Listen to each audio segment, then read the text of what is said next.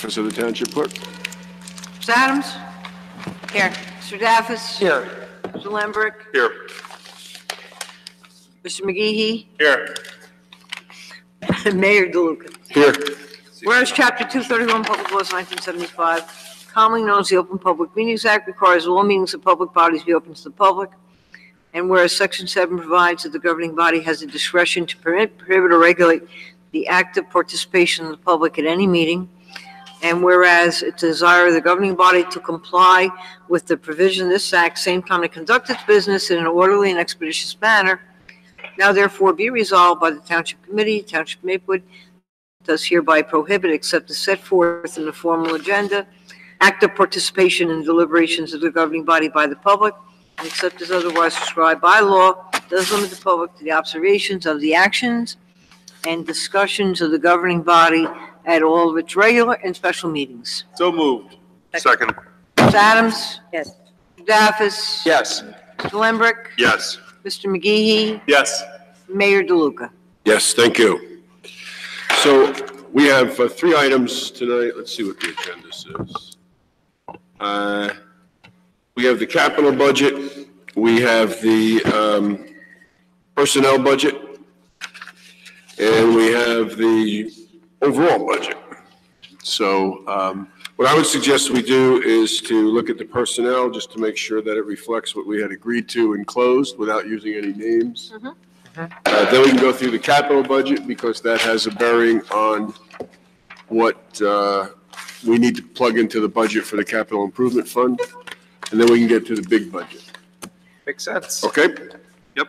So, Ms. Viveros, you have anything you want to say about the personnel requests? No, Mayor, I think we pretty much summed up exactly what what we were going to allocate for each request. With regard to the hiring freeze, we are not doing any new positions at this point. Did you want me to go over the total of what it is we agreed to? Oh, we're good. Okay. I think we're good, yeah. All right. So just we're looking at these 2 columns. One is TC recommendations, is percentage, and Right. one's TC recommendations, it's the amount. Correct. And the bottom line is we're talking about adjustments in the order of $11,169. That's right. I'm sorry, Mary, can you say that again? I apologize. Okay, last page. Yes. We just couldn't hear you because we were talking.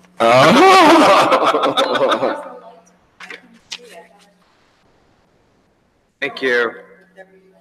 On this page, it says TC recommendations, and there's a percentage, and then there's a line TC recommendations, which is the dollar amount. Yes. Total is $11,169 Yes. for all the people that are listed there. Yes. Right? Yes. We're good with this? Yep. Okay. Capital budget. So we've gone over this back and forth. I think we left this to, you were going to make some adjustments. We pulled the money out for the pool, make that a separate request. Why don't we just go through line by line? Okay. We're going to start off with the engineering department. There's 16 requests, so let's go. We can take this quickly. So number 1 is environmental improvements at various locations. That includes DPW site, Firehouse 1, and Maple Crest Park, and that's for the amount of $25,000. So we were okay with that. It sort of becomes a miscellaneous account, so we could, that was okay. So number 2, municipal road repairs at various locations, pavement, milling, and potholes would be approximately $30,000.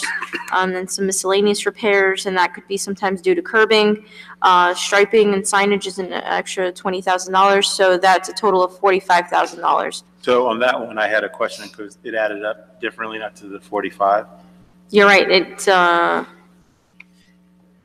65. Yep, so I had 65 on my notes, so we just want to make that Change, yeah. allocation. You want, which is it, 45 or 65? What did he ask for? He asked for 45, but I don't think that was calculated right. So I think that's actually 65. That's what it's supposed to be. So this is supposed to be 65, not 45. It's supposed to be 65, yeah. Okay. Third request, municipal road construction at various locations. So what we discussed originally was Collinwood Road between Collinwood Road South, Ridgewood Road, Burnett Street between Pearson and Baker, South Mountain Ave between Salter Place and Burnett, Salter Place between Pearson Road and Maple Ave, Woodside Road between Orchard Road and Franklin Terrace, Meadowbrook Road between Elmwood Ave and Laurel Ave, Tiffany Place between Meadowbrook Road and Franklin Terrace, Summit Ave between Elmwood Ave and Tuscan Road, Jennifer Lane and Prospect Street, Duran Road between Maple Ave and Woodland Road. And Ms. Viveros, on this one, I think we talked about before, but Mr. Kidner confirmed that with the decrease by 50,000, he's still able to address these roads that are listed? Yes. Okay, thank you. So the way some of them would be done and the severity of the. Of the roads, right. And then with the curbing, we might scale back a little bit on that too, so. I just want to make sure we're clear for the public that the road will be done, even though we're Yes. reducing by 50,000. Okay, thank you. Just to go back to this other one, line 2, yeah. So, because in his original request, he had 30,000 for pavement, billing, and then miscellaneous repairs, 15,000. Then he has road striping has been added, so I guess he didn't add that in his initial request. Okay. Right. All right. But it should be 65. Number 4, 60 Woodland Building Improvements, Various Repairs. That was removed out of this line item, but then it was moved over to the following request, number 5. I think at this point, with regard to the Woodland, because we're doing the external staircase, and once that's done and the kitchen's up and running, I think we should sort of hold off on doing any other major repairs other than perhaps the 3rd floor bathroom once it is in operation. So, but I think we have enough capital and other building improvement budgets to be able to accommodate that. So I don't think we need to do this, to have this in here right now. Right. We agree. Okay. So then number 5, again, it's building improvements at various locations. And so we scale that down to, originally had it, Originally it was 175. It was 175 and we got and added it there. sort of, so it's at So it's a wash. 175. The two are a wash. Number 6, municipal aid, NGOT road reconstruction, Burnett Ave, requires resurfacing, is heavily used to cut through to. So we're good with that. So that's a total of, so the question is, this is going to be a grant, so we have to determine whether we're going to put this in here or remove it in terms of borrowing money. Right. Because in the past, we've not used it and Right. waited for the grant, so. That's going to make a So- difference. I thought we were going to fund it and then get reimbursed by the grant. Right. That was my question, email to you when I broke out those 3 scenarios. Right. So if you could explain, if we leave it here, we're required to put 5% down, 25% into the, Correct. and then if we get the grant, well, what's the benefit of leaving it here as opposed to just waiting for the grant to come in? The benefit is it's essentially an insurance policy so that if the grant comes through, because most grants tend to be reimbursing and they don't give us the actual amount of money that they had said that we applied for, the project would need to stop because we wouldn't have any funds to continue it. So by setting it up in the ordinance itself, putting aside the 5%, what winds up happening is that 5% would ultimately lapse back into the capital fund balance if we did not use it for that particular purpose. Right. So the problem is it inflates the current budget. In the capital improvement fund, yes, it inflates the budget by 5% of whatever the number is, correct? Last year, when we look at the revenue side, we had included the $600,000 from the Transportation Trust Fund. That's what this is. So this year, we did not include any money in the operating budget as revenue for the Transportation Trust Fund. Correct. So that's one issue. We didn't include that as a revenue source, whereas we included, so we're 600 down already just because of the way we did budgets from one year to the next, Yes, right? yes. And so I guess the question is, if we take this out, I mean, we save a little bit on the operating, what is the impact to the work getting done? Do we know if it's a reimbursement? Do we know if it's a pay-as-you-go? This is the DOT grant, correct, Mary? That's a strict reimbursement grant. It's after all the work is completed and finished. It winds up being specific testing that's a little above and beyond what you would normally do in order to qualify. And historically, if they promised you $600,000, by the time the state gets done, you wind up with $573,000 or something. So at that point, if we went that route, the governing body would then need to adopt a resolution that would formally take money out of the capital improvement or the capital fund balance and make up the difference, because we would be running a deficit in order to pay the vendor. But that would not impact our tax rate. The way you have it here now, the way it's structured now, it impacts our expenses and our tax rate. It shouldn't, because we can show that the grant money is fully funded. Part of the grant money winds up being part of our down payment. So any kind of grant money tends to be a wash, Mayor. Whatever we say is we're getting as revenue, we're also saying that we're getting it completely as an expenditure. So there is no net impact on the budget, despite the fact that you're looking at the 5%, because when we structure the bond ordinance, we would anticipate that we can get the money out of the capital fund balance, and we have money sitting in the capital fund balance. So we wouldn't need to raise it in the budget. We would just use our capital fund balance in order to put our 5% down for that particular portion of the bond ordinance. Yeah. I'm totally I concerned. think, so there's three scenarios, right? I sent them to you, right? Where you had extracted the grant money out of it and then said we were borrowing from the fund the 5%. So when I went back and sent you those three models, remember I said there's apples, Right. apples, oranges. So maybe you could just say, all right, in scenario one, right? If we include the $1 million grant, right, that reduces us, and then that shows a lower 5% investment. That's how I understood it. Right. And if we do the other way, So, yeah, my apologies. I'm not particularly focused tonight, so my apologies for that. Where we've gotten ourselves into trouble in the past when we've put together a bond ordinance is that we've relied upon the grant money as a source of revenue for the bond ordinance itself.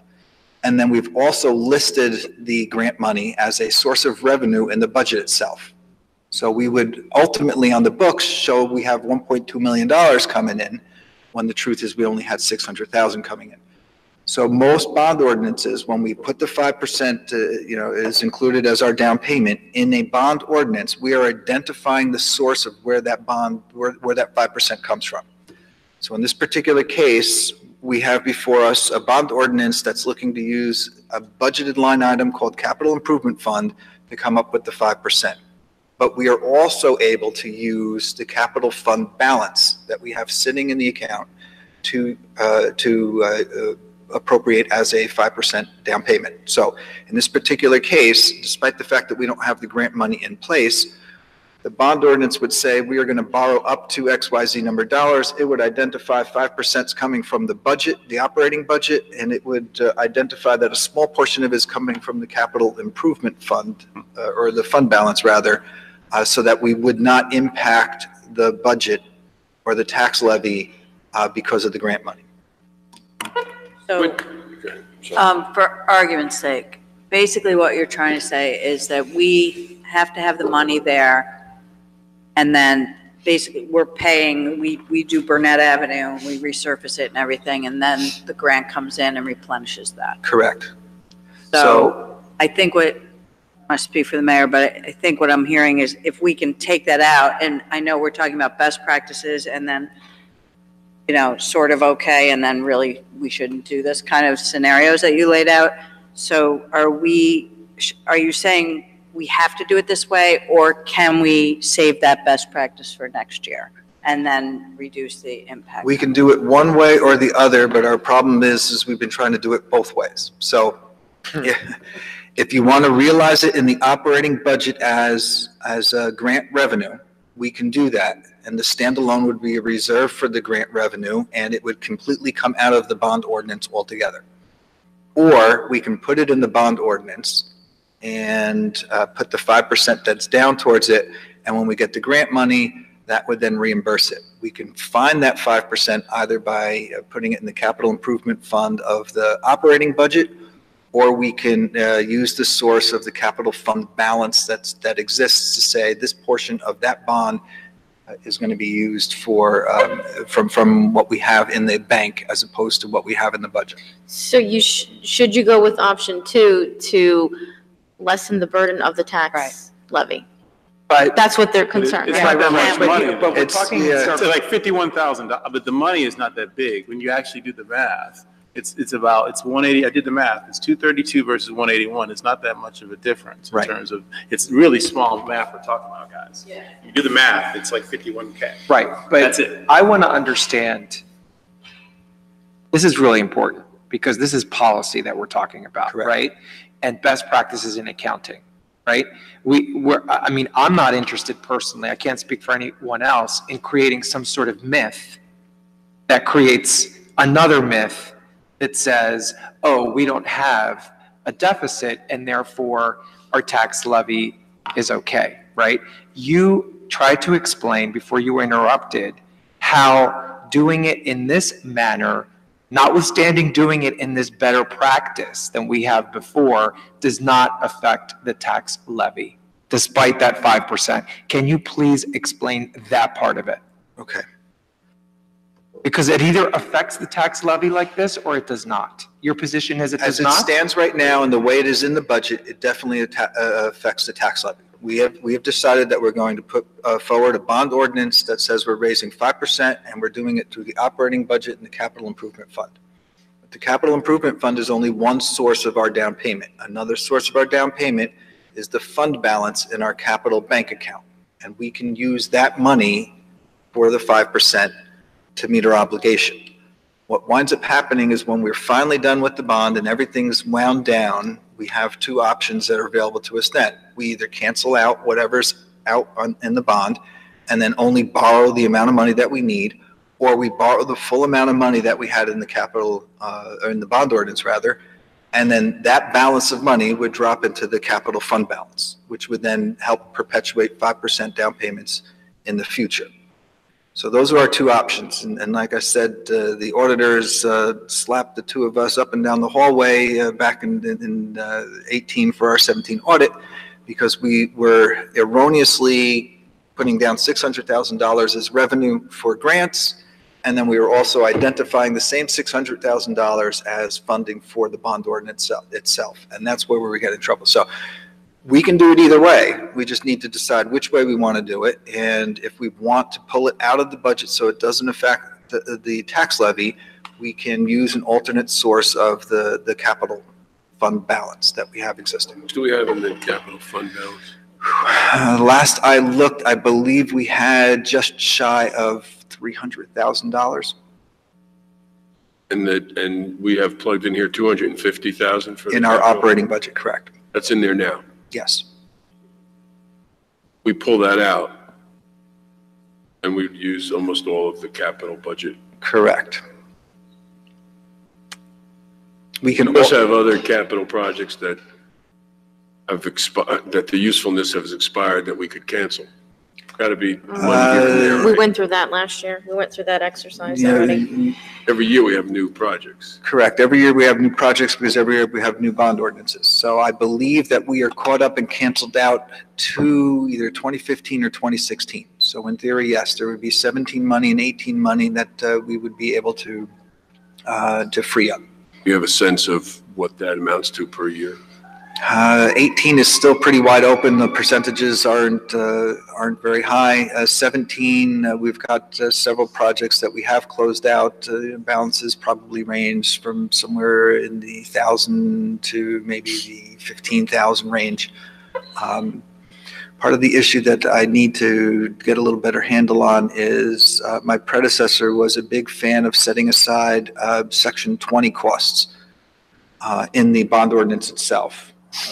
And those are your soft costs for engineering, that sort of stuff. Historically, he just went 5% on every single project and then dumped it into the Section 20 costs. The issue with that is we know that there's no engineering costs or design costs or accounting costs for installing a new phone system or purchasing new computers. So those lines then tended to historically go over budget because he took money out of someplace Or we that were short of money. Right. So it's a little bit of a jigsaw puzzle to shake that out. But in theory, yes, we would have, I would say 17 would bear some fruit. 18, we still have a lot of projects that are ongoing, and the juice probably wouldn't be worth the squeeze. We have a sense of when when we're gonna know this amount of how much we're gonna get from DOT? We don't know. We don't know yet. Date. But last year, I believe around April, that's when we knew we were getting like an additional $100,000. So I would. More it was. No, well, we said 500 and then we ended up getting six. But we, Yeah, I mean, I think. So I know what I'm I saying is. I think it's pretty realistic that they're not gonna take us down. I mean, that's the whole notion of why we increased the transportation trust fund, so. Right. Does your thinking change at all if, whether we know we've got the money versus whether we think we might get the money? My thinking is based on how high a priority the project is. If it's something that we absolutely positively want to do, then we should borrow for it to make sure we can absolutely positively do it. If we're willing to delay the project for whatever reasons that the state's going to play with the DOT money, then I would say we move it out and put it into the budget as $600,000 in revenue and a reserve for the $600,000 so it stays matched. So is this something we can come back after we don't have to do, we're not going to be doing the capital budget in next week or next meeting, but it could impact the capital improvement fund. We could always change that in final. Correct. Right, so do you want to keep the 250 in the capital improvement? Well, I think we In keep, operating? let's see where we are at the end of this. Right. Because we just added 20,000 somewhere, right? We just, 20,000 already. so that's what, $4 more in the capital budget? But, okay, so why don't we hold this? Because I think that's a policy question, whether Yes. we take it out of capital and we put it in as a revenue and expense. Right. The trouble is we don't have a lot of capital to play around with because we don't have a lot of money if this is all reimbursable. This is all reimbursable, so we would have to front the money Right. and it's the reason why interfunds exist. So in theory, we would be able to move money out of the current fund budget because we're Right. not towards the end of the year, and we'd be able to put it into the capital budget, and the capital budget would then owe the current fund, and at the end of the year, when the grant money came in, we'd reverse it and reimburse ourselves. So this is a priority because this is the NV5 report, which is our pedestrian report. So this and the work on Prospect Street are the priorities. So, okay. Is that okay? Let's just keep it here for now, and then when we get a better sense of when the money's coming from the Transportation Trust Fund, Yeah, we I can think make that decision. Yeah, I'd be more comfortable with that decision. I'm sorry, 1907? 1907 is also another NJDOT for reconstruction of Franklin Terrace, and that's a total of $187,000 and $389.05. So it's, So you we want should to do say the in same this thing. conversation, we're gonna say. Did you want to have the same conversation? No, Or do you want to absolutely just not. put it in the same category? A transportation alternative, the Greenway program, the recommendation was to not consider that this year. This is also a grant. Right. And we don't know, decisions, we think that decisions have been made, but they haven't been announced. Right. You don't know for sure, strike it. Yeah, whether or Yeah, not we're so- doing anything. But I wouldn't put anything in here right now. Yeah. 9 in-house engineering service, and that's $150,000, and that's basically for all the different projects that get reimbursed in there. Number 10, traffic calming various locations. We should. So this is again the NV5 report. So there is a long-range plan. Right, it's a long-range plan. So originally, what was requested was 100,000, and we went down to 75,000. Yeah, I think this is Prospect Street primarily. Right. 11 sanitary sewer improvements. Again, that's just another cushion budget line item. What was requested was 250, and also 200,000, the engineer said he could do with. This is the Van Ness, and I'm sorry, the Boyden Evelyn Ave. Court. Boyden Well, Ave. no, there's No, a it's not. few locations, no? This is regular, this is like. This is just a regular, This yeah. is the regular sewer improvements that come up, all that, the Boyden Avenue thing is totally separate. That's an extra, Oh. right? In fact, Where is that? it's, I think it's coming, what did he say? Because this was something that we didn't anticipate. He's talking about doing, but I'm not clear where that money's coming from, if it's the 2018 budget It's the or- 2018. That's what I Yeah. thought, but A price tag on it? yeah, it's big. 250,000. But this line item is for all the other sewer. Right. Like just the regular annual. Right.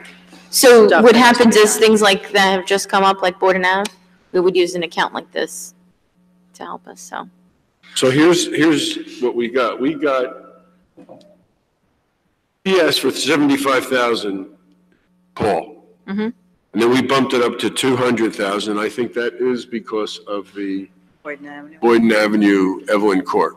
Because he had 75,000, which was performing sanitary sewer repairs, blah, blah, blah, blah, blah. And then, so that left another 125 for Boyden Avenue. So we need to check on that, because he was talking about the other day. I think he can pay for the engineering, yes, matrix through 18 money. But he needs the money for 19 to actually do the work. So I think we're going to need we're going to need to talk to him about Okay. getting clarification on that. How much is that variance? I'm sorry? We don't know. Could be 50,000. 12 Maplewood Ave paver replacement, that's phase 3. 13 NJDOT, another grant. This is, yeah, we have to put this in because it reimburses the Boyden 2,000. Avenue? No, Right. the pavers. The This paver reimburses- project. Yeah. Can we go back to 11, please? I found 11 in the narrative. It just talks about sanitary sewer improvement in various locations. Right. And it was 75, first he had 50, and then he asked for 75. Right. And then we added, because of the Boyden Avenue, Evelyn Court has to be replaced there. Gotcha. So that's how we got to 200,000. You just want to confirm, yeah, that's fine. Okay. 12, 13 is another NJDOT, but that's the Boyden Ave. And we have to put that back in there. 14, and DPW underground storage tank. So in August of 2020 is the ultimate deadline for coverage. So in talking to our engineer, what we could do this year is do the removal and the remediation, and that's about $650,000. Right. And then and then we can work out a plan on what we're going to do in terms of fuel. Right. And then in 2020, we can start working on a Right, so rebuild this of would the the fuel tanks. This will be 650. Right. And that's for only 2 storage tanks. But he feels that with the we can do the remediation, we can do the removal, and that should be fine for now. And that would be 650? Yes. Right, which is what I had in my notes from our last discussion. Right. So that's reflected here now. 15, that's our regular Just CDBG Just 1.25. No, and the blue one. originally, but you look at the blue line. Blue. Got it. Final TC, okay, fee Yeah, recommendation. we're looking at the blue line on Blue all line. this. Yes. The blue box, okay. All right. Right. 15. CDBG project for $175,000. We typically have been matched, but again, that's just another one that we'll have to. Can you check with him, because we're not going to be doing the shelter house project. We're not, but there is the Elmwood Ave side of town that there's He's got like 50 intersection locations for ADA improvements. yeah. Right, like we would Right. deny, but we're using the money for those. Yeah, he would, right, we wouldn't want to go down on this. We don't No, I wanna go understand. I down. just want to make sure that we define it properly. Yeah. Because it's not the Yeah, memorial it's not, shelter. so you need to change the definition on that line. Oh, right, the shelter house. Right. Yeah. Yep. All right. Right. And 16 is the basketball and tennis courts for 450,000. Of that, 300,000 will come out of OSTF. So, are you looking to borrow the entire 450 or just the? Yeah, why would we have to borrow because we have the open space trust fund, right? Yes, we have the open space trust fund, so we can fund it either way. Okay. So it should be 150. Okay. All right, and that's that. So we'll make those adjustments and then we'll get some clarifications for you. So on to the next department, fire. The first request, a command vehicle for a total of $55,000. And so we okayed that? We get more clarification from that. There was a request for more clarification. With regard to, I'm sorry. As to how necessary was it to get by? No, I think it's the size of the vehicle, it's the functionality part of it, and. So I No, we think we're heard all okay. that, but I think it was Dean and I who wanted to see if it could last another year because we're taking such a hit this year. Right, but I think And I think we then, the just. vote was 3-2. Vote was 3-2, move we're ahead. moving forward with that. It says it's still functional in the narrative. Vote was 3-2 to move forward with that, like we would do with the cameras, right? Move on. And then I need to vote. Number 2, backup turnout gear. Last year, we purchased the washing machines, the dry rags, so I think at this point, we can hold off on getting another set of turnout gear. Number 3, body armor. They're okay with that. That's for $6,354. Number 4, CPR equipment. That's for $14,222. We can go on to the next page. 5th request, personal protective equipment, storage system.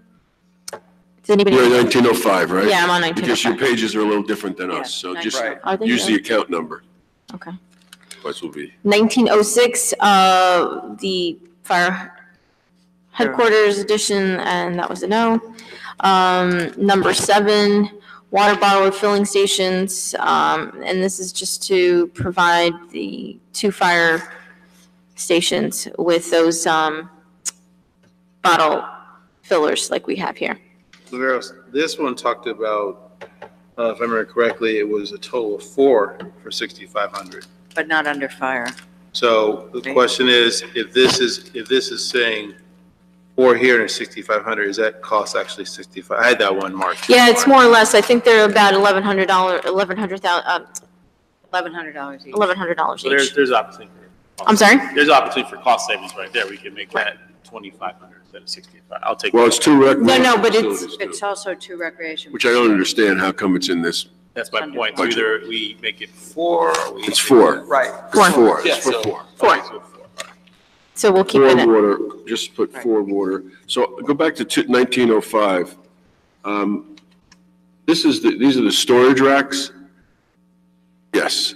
Yes. Okay, so these guys they built the storage rack at Station 2, and they're going to build the storage I rack thought they over did it here. here so that we said we were going to remove this request. Okay.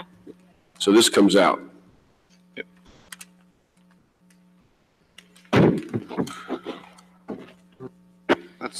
That's 1905? 1905. Okay. 1905. I have removed firefighters will build. Yes, yes, yes. Okay. Okay. Police? Police. Purchase police vehicles for 2019, a pickup. That was for $37,000. I spoke to the chief about pushing this one off. It is not a must-have at this point, and being that we're at some constraints here, so that's a 0. All right, number 2, women's locker room expansion. That's for $13,869. Number 3, service weapon replacement, $50,000, and that's because we have some pretty aged out equipment here. So we were okay with that. Number 4, public safety cameras, and that was for about $7,000. So we were okay with that also. Number 5, traffic speed signs, 4 additional traffic speed signs in various locations, and that's for $15,000, and we were okay with that. Then we move on to Public Works. Number 1, duct cleaning, and that is for $34,000, and that's at various buildings. Number 2, dump truck replacement. We said no, this is $360,000. That's for 2 heavy-duty dumps. So the county has a program that we're looking into. We haven't gotten they rescheduled it because it was the storm. It was the snow day. So we're looking at that because there's a 0% financing. So, and that's for specifically for equipment like this. So we're looking at alternates because the equipment is actually very, it's bad. It's pretty bad. I mean, even in the last storm that we had, yeah, they're trying though. All right. Number 3, 4-wheel tractor, and that's for $29,000. We were okay with that. Number 4, that's for Spatial Data Logic, and that's for them to come on board with the system that we're implementing here as the township as a whole. Number 5, street sweeper. Again, that's another item that we'll have to explore, but we did not include it in this budget cycle. And then number 7, a security system for $13,211, and that's that for Public Works. Does anybody have any questions? Public Works? For the security system, yes.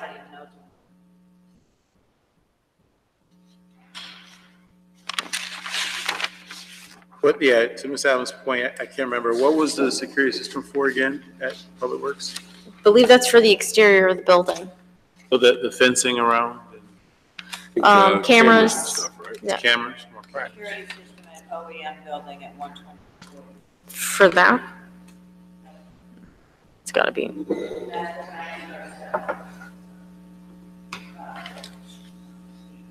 Right.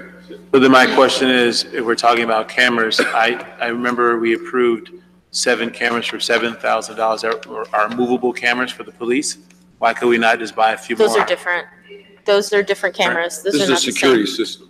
Oh, it's not a camera, it's a system. This I is a heard security camera, system. okay. It may have cameras in it. Right. All right, there's a difference, big difference. Have we had any theft at DPW? No, this is at the new building. This is at the OEM building, correction. Oh, no, yeah, building. Which we have nobody there, so it's $13,000. It protects our interest there. Fair enough, okay.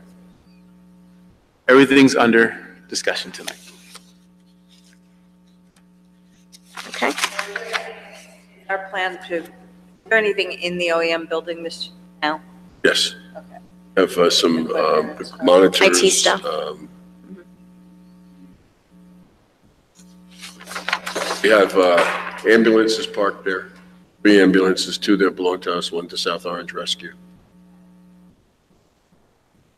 that permanent, by the way, that those ambulances are going to be?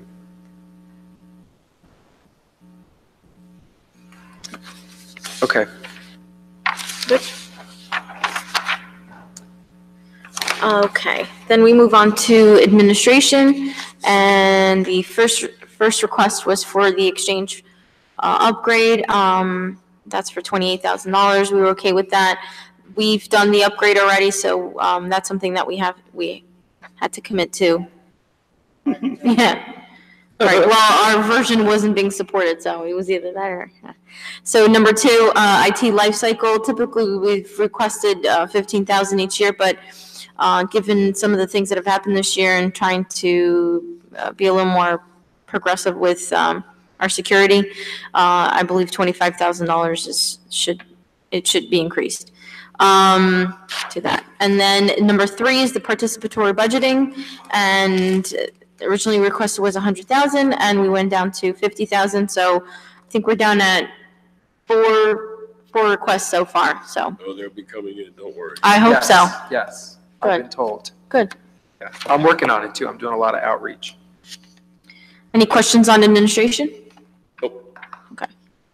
Library. Just on the participatory budget, we're funding that directly in the, Yes, that's, we're funding it currently through the capital improvement fund and the operating budget. We can, however, also fund it through the capital fund balance, if we so opted. Following is for the library. The first request is technology self-check units for, and that's for $20,000 and $398. Number 2, technology computer equipment and server maintenance for $21,000, $970. Number 3, Hilton Library carpet replacement, and that's for $5,000. So, Now, I know we all agreed to fund all 3 of these things. Mhm. I'm looking at it through the lens that we didn't have the first time we went through these things. Grabbed. Really need the self-checkout thing this year. if, I know she wants it, I know it's relevant, I know it's something we need. if we mobilize, you're going to need them because you could just take them wherever you go, wherever you Right, but it's park shop. already April for almost. Has to be implemented this year.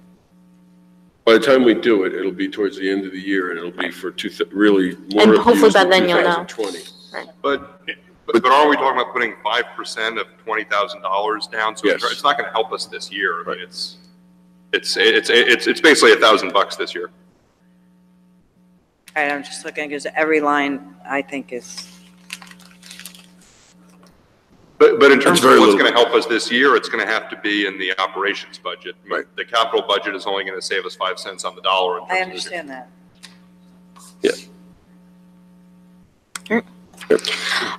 Recreation, first request is for, it was for fleet vehicle, but again, we've restructured our fleet maintenance here, our fleet here, so, there's been a distribution policy implemented, so that's not necessary.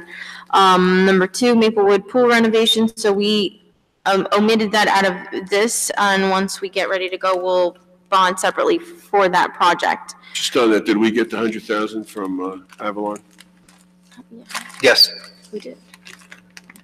We did, so And the we're other- self-liquidating? So we are self-liquidating, yes. Good. Or what? Self-liquidating. Self-liquidating. So by lifting this out of the bond ordinance through the town and setting it up separate, we save ourselves the 5% down payment. That's great. Thank you. Me for getting that money from Avalon. Yeah, no, absolutely. Shake Credit it where out, credit shake is 'em. due. Credit where credit is due. That's what we did. That was in that room. Hey, too bad. Right? The third request is for a pool pickup truck. That is actually a must because that thing has died at ShopRite, nonetheless. The fourth request is the Woodland third floor. I recommended not to include that $40,000 in here again because we have some Building improvement. cushion in the building improvement Right. and it's pretty cleaned up. I think with the personnel we've got in there, they've done a great job.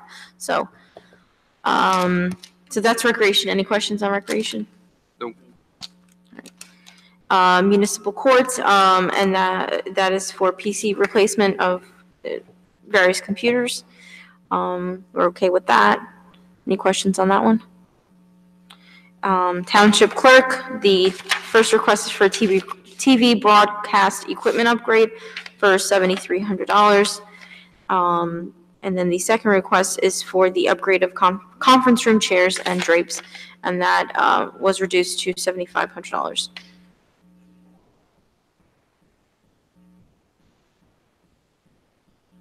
So before, so we made some adjustments tonight, so we're down closer to 4.5. 150 out of 300,000 we pulled out, right? Right. So we're down even more. We're at 4.188 right now. Got the, Grant stuff. yeah, oh, there's. So I guess I have a question on the, and maybe, Joe, you can help us out with this. Because on the first column here, on the last page, so we have capital total request of 7.9 million, then we have grants total of 1 million. Okay. You have that? You see that? Yeah. Yes. Okay. And then there's a subtotal and there's a 5% down payment. And if you go to the blue column, we got 4.6 and now it's going down because we took money out. But we have nothing in the grants total.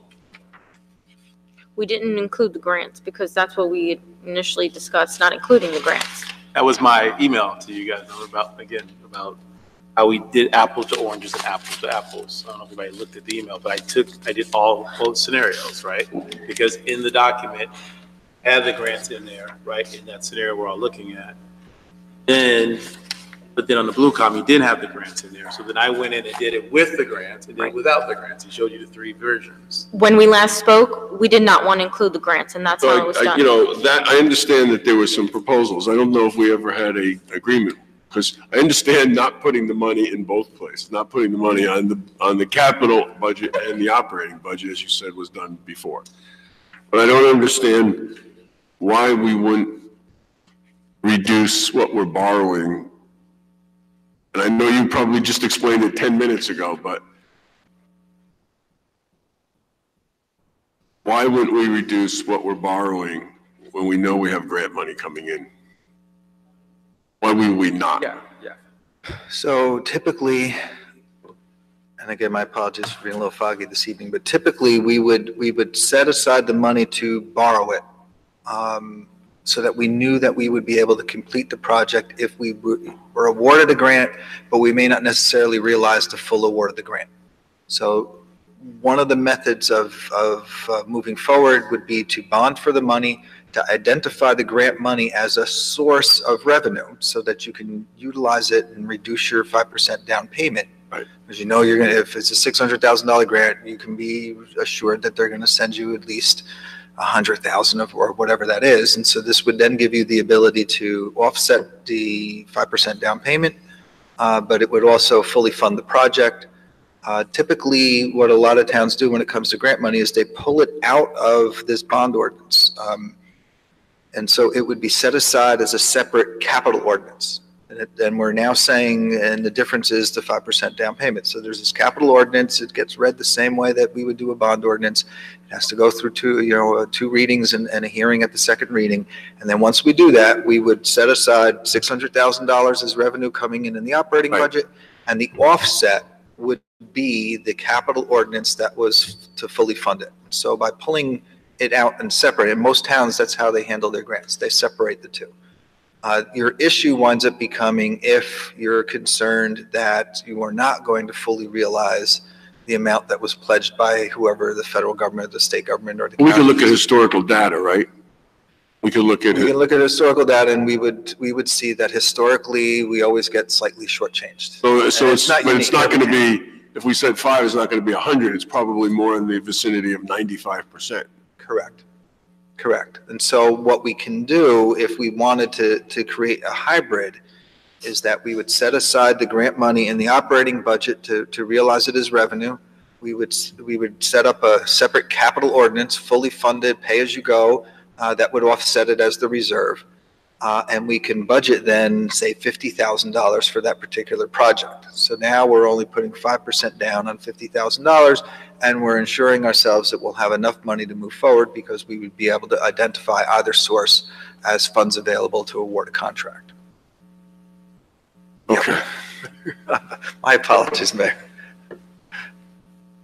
Okay. Okay.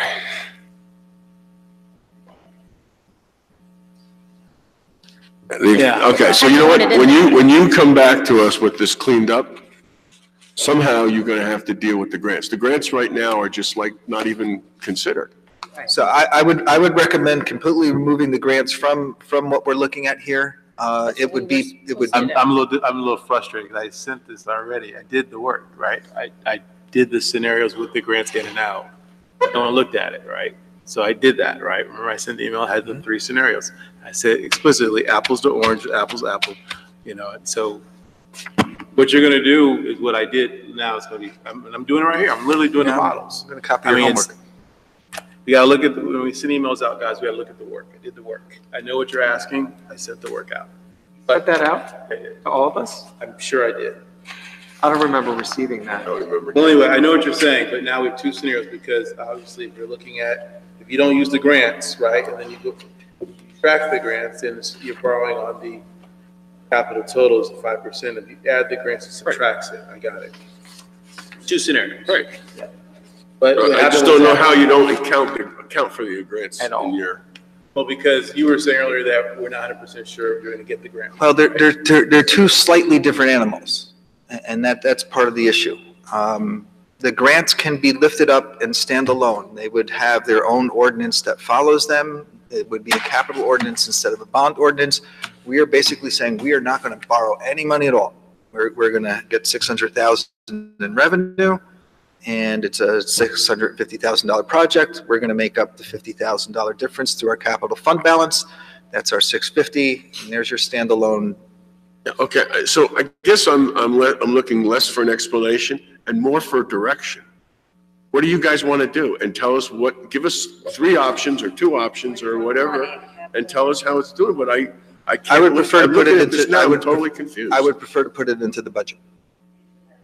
To pull it out of the bond ordinance, it would remain as part of the capital budget, but to pull it out and fund it fully as grant revenue received. And this, like I said, it bounces out.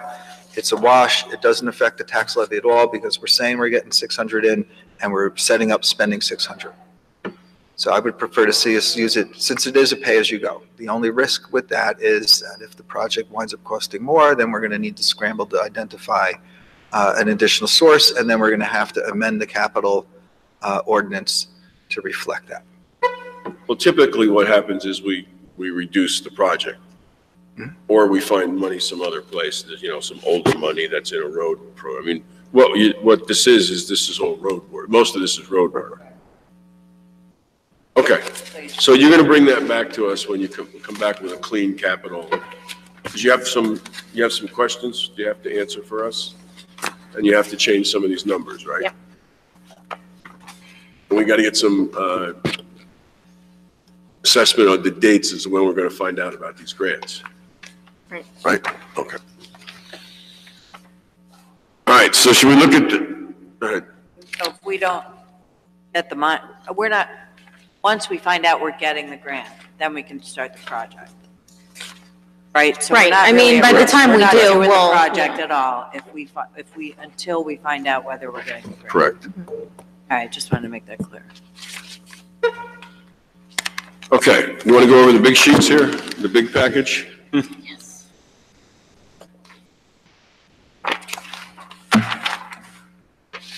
Where are we going? This The next one. At the, charts with all the in cool front. graphs. the D crap. You Crap. have it? The PowerPoint presentation somewhat mimics it, and That's not the one we're looking at. Let's go to debt service first. Oh, that's why you keep looking over there, okay. Oh, okay. there's our debt service. Okay. Do we want to look at the debt service numbers? We would need to Yeah. pick up the slide. And the number, you have the numbers? Is there another I think I put a slide before in that? Just so we have the numbers back one, or 2. There we go. So there's our numbers on debt service. Okay, What page is that? that's on the first one up on top. Phase 1. Oh, up top, Up yeah. top.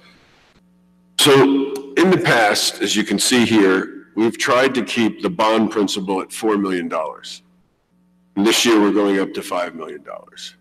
So could you explain why we would want to do that?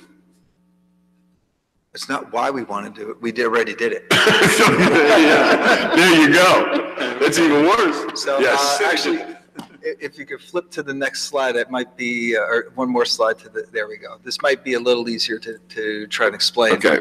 Okay, so what we see in 2015 is that we have roughly about $4 million in the first column. That is our bond principal. The interest is the second column next to it. The third column is completely absent because we weren't paying any principal on our bond anticipation notes, but we were paying interest, and that's what the fourth bar is. So then in 2016, what we see is that the bond, based on the schedule, kicks into wherever we're told we need to pay, and so that's why it increased.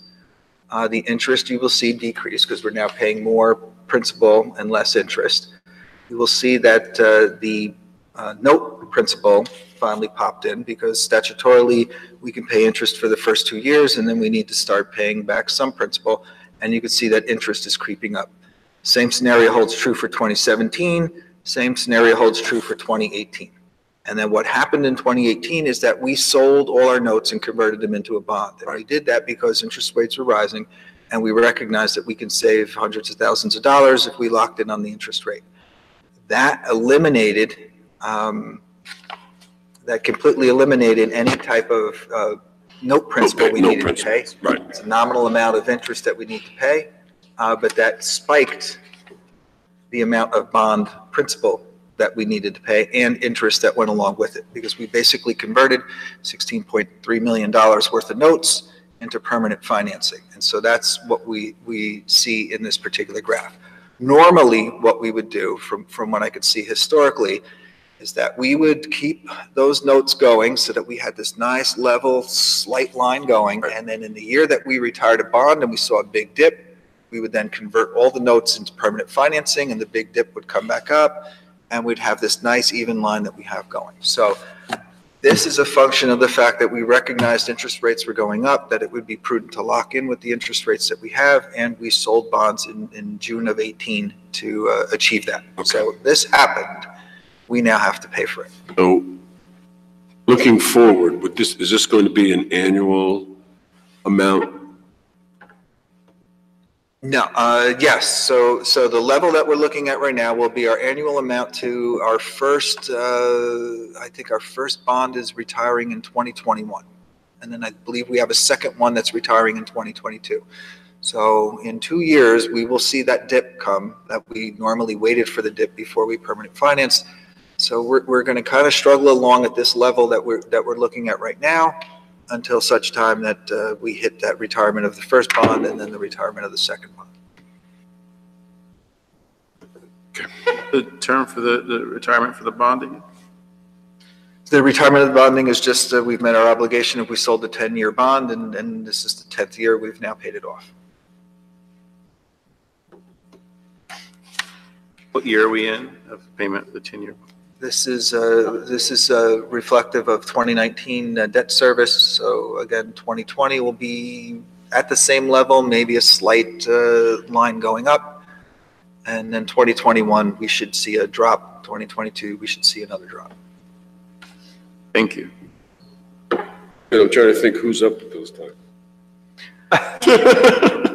Well, I would assume that, look, it's been a plan that's worked very, very well here for a very long period of time. And, Yes. you know, we accelerated it because we saw an opportunity. So I'm assuming that this is more an aberration than it is a change in policy. And certainly we would, as we retired one of the bonds, we may want to maintain that $4 million. Yeah, I think we, And then when we retire the second bond the following year, we would then go out and look. I mean, I think overall, we're saved money because we refinanced at a lower rate. But we're paying that 1 year spike. Right. Or 2 year spike to do that. Correct. Because now finally interest rates are going up. Correct. And the notes would have been higher, so we had. Right. And it is one of the other things as policymakers that you would want to consider. If we go back and take a look at 2015, no, I'm sorry, you can leave the slide there, Glenn, my apologies. No, the graph that we had. In 2015, we paid no principal on our notes because we weren't required to pay any principal on the notes. And if we start at least modestly budgeting towards paying that off, when we do come to the point where we need to do a bond, we're obviously bonding for significantly less money. Okay. And let's go to the pensions. Oh, sorry, Glenn, keep going down. You had the correct, there you go. That number is the slide for, I'm assuming you want to look at the numbers, or do you want to look at the graph? Pretty. Well, PERS is the pension, the employer pension fund, the typical one, PERS, right? Under pension. I want to go through these just to label what PERS, PRF. Yes. So could you define those for everybody? Yes, so PERS, Glenn, if you can go one slide up so that we can take a look at the numbers. So PERS stands for the Public Employee Retirement System, and PFRS is the Police and Fire Retirement System. DCRP is a defined contribution retirement plan. It's something that came into place under the Christie administration. Certain affectionately known as DCREP by public employees. It is generally used for part-time employees who are no longer eligible to be in the PERS system, in the Public Employee Retirement System. It is also used because the PERS system caps salaries. So someone who's making above the, I believe it's at 127.2 right now, the balance of their salary would wind up going into the defined contribution. And this is the assessment. This is basically the employer match. This is the assessment that we get a bill from the state. This is out of our control. We just get a bill. This is out of our control, and it's also out of our ability to estimate. For whatever reasons, the state keeps this as a best kept secret, the same way they do hotel tax. And so you can see in 2017 on this graph, the state wound up giving us a break on the police and fire pension, and we saw a significant dip in what we needed to contribute. In 2019, it would appear that the state is now trying to make up for lost ground, and we saw a significant spike this year. Okay. Health benefits? Health benefits also are contractual in nature. They cover essentially what we would perceive as new hires, as well as it leaves us room to take care of life events that a single person is now married, or a married person now has a baby. And so we see people moving from their plans of being single to whatever. So this money is set aside in order to cover our expense. It is essentially a net amount, so it takes into account the Chapter 78 contributions that we get from employees. So state health, SHBP, state health benefits plan. Yes. And the waiver? So the waiver is a program where if someone opts out and can prove that they are getting health benefits from someplace else, they can be paid up to $5,000. We've seen a modest increase in that. We don't see much of it because we are in the state health benefits plan, and one of the things that the state prohibits is Sonia and I are both in the plan, so Sonia's going to opt out so she can get $5,000, but we're both in the same plan. So any married couple, a policeman and an administrator would not be able to take advantage of that. The only way we'd really be able to see a significant movement in that is if we opted out of the state health benefits plan and moved into a private plan. That in all likelihood would then produce more people collecting the waiver, but it would also significantly reduce our exposure in terms of the funding. As an example, $5,000 is the maximum you can get for a waiver. If you happen to be on a family plan that's at $32,000, you can see that we're going to wind up saving $20,000 and encourage people to opt out. We get 20 people to opt out, we just saved $500,000 in health benefits. But that we would only really be able to drive that program if we explored and or moved out of the state plan. Looked at other health benefit plans? We actually just got the final numbers from the state to see what our trends have been. So our risk manager is looking at those, and then we're looking at other options of health insurance. So is that something we have to negotiate, or do we have the right to pick the plan? If it's equal to or better than, we are covered.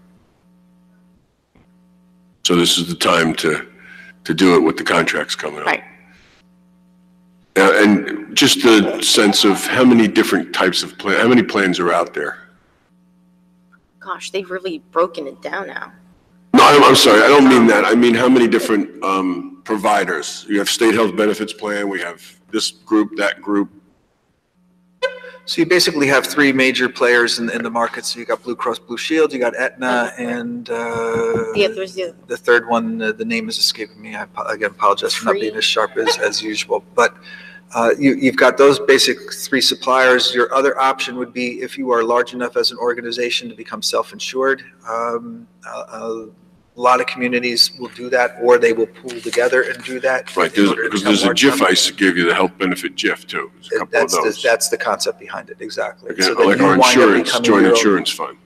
You are now your own insured, you're now, you're essentially Blue Cross Blue Shield. You have a good year, you've got extra money, you have a bad year, you don't have extra money, there's cushions that are put in, trusts, there's a little bit of an additional expense in terms of actuaries that need to calculate stuff for you.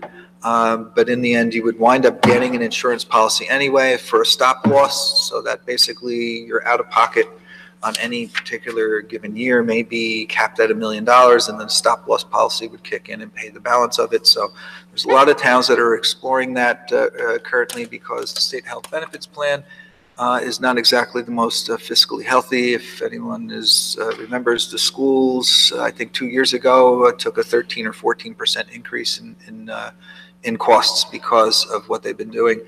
This particular year, the recommendation was for them to raise their rates by 7 or 8%. They opted to not do that and went with a modest amount and used their fund balance to supplement it. So amongst my CFO peers, there's the belief that within the next year or two, we're going to see the same spike that the school districts saw 2 years ago.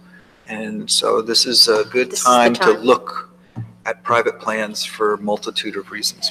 Also, contract renegotiation would be contribution. It's certainly helpful. Oh, do we have the right to ask for more?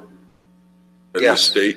Once the tiered system hit its fourth tier and was fully in place, the item is now completely negotiable. So you can ask for more. They will obviously ask for less, and hence is the negotiation. You had something up there. Did you want to show us the drivers, or did you want to go through? Because the next slide that we have is the levy versus the budget. I think I just want to go to this driver because it's not something that I had in the document that I sent to you, but it is something that came up last minute. If you can go one more, Glenn, to the recycling costs. I put in a little tag there there was a really great article in the New York Times this past weekend about how everyone is struggling, every town throughout the United States is struggling with recycling costs. Here in New Jersey, it is mandatory to recycle. And what this graph essentially explains to us, and Committeeman, I'll be happy to send you the PowerPoint presentation so you don't have to take pages.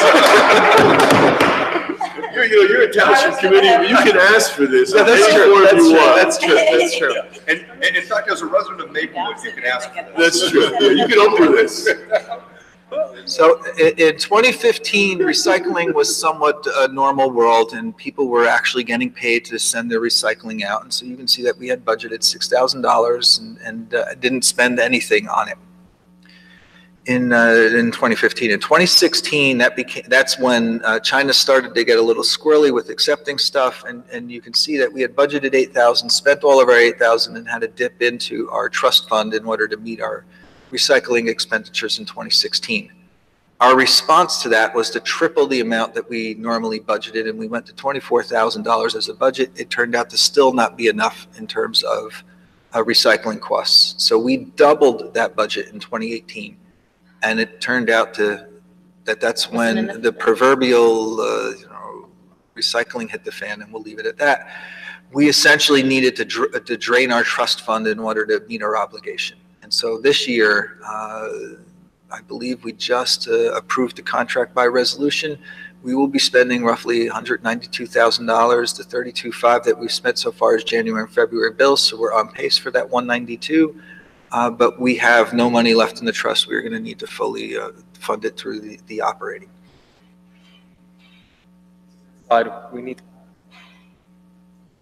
So if we back up a few slides, if we could, Glenn, to one more, sorry. There we go. Here is the real problem with our expenditures this year. All of these events are outside of our control and nothing that we can do to address it. And it's driving our operating budget up on other expenses by $1.7 million. And if we flip through a few more. Each of those numbers is an increase. Each of those numbers is an increase to the budget for over last year, correct? Okay. If we go down, I guess it's about 4 slides, Glenn? Down, not up, sorry. This kind of explains what we tried to do in reaction to costs that are beyond our control. This budget that's before us right now is going up on other expenses $1.5 million. We have $1.7 million beyond our control in pressure. And so through 3 rounds of cuts, through the budget meetings that we've had and our administrator taking her homework home, we've managed to get us to the point where there's a $211,000 difference between what we can't control and what we were able to control. We were still over budget. If we feather in the $400,000 in contractual salary and wages increases, this budget, for all intents and purposes, is going up $204,000 this year, which is $155,000 lower than the $360,000 we went up last year. So administration certainly listened to your direction over the course of 3 budget meetings and did the best we can in terms of cutting other expenses. I'm not entirely convinced that that number is not going to have an adverse impact on our services to the residents. What I am fairly convinced on it is that it will have a negative impact on our ability to regenerate fund balance.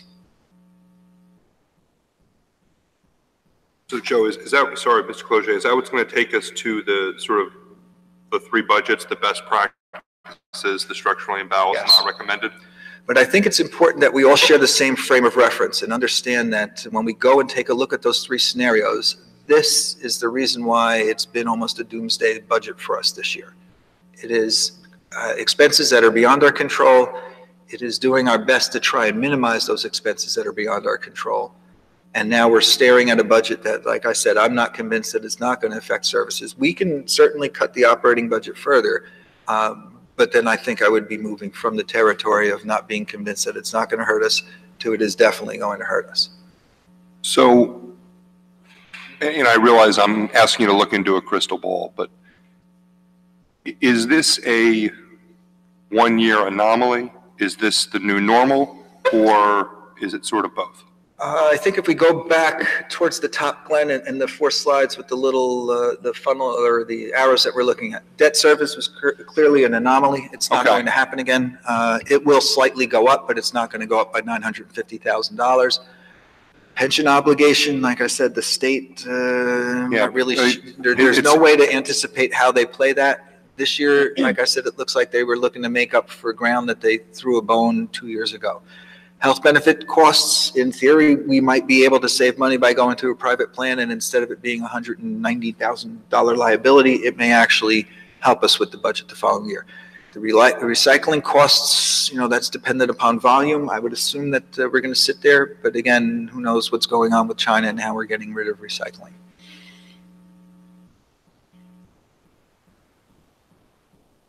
Okay, let's take a look at the 3 scenarios that you put forth. Okay, so if we go down to, and actually before we do that, again, because I want to make sure that we're all in the same, using the same frame of reference. Slide right before.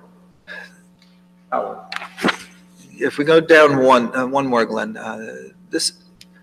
the mantra that we use in finance is reoccurring expenditures must equal reoccurring revenues, and this slide sort of shows us that hasn't been the case.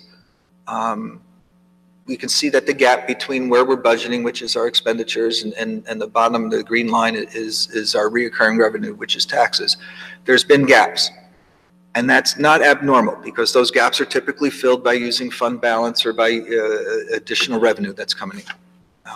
So that's not an unusual thing. But what we saw in 2016 was that our expenditures actually increased, and we actually wound up reducing the amount of money that we were raising to meet that obligation. In 2017, we got back on track. In 2018, we went down with the budget, but we also went down with the levy. If you can go just one more slide, I think, Glenn, it kind of gives us an idea of what our actual tax rate has been in that first column and what we really should have raised taxes by in that particular year in order to make sure that we had reoccurring revenue that balanced us.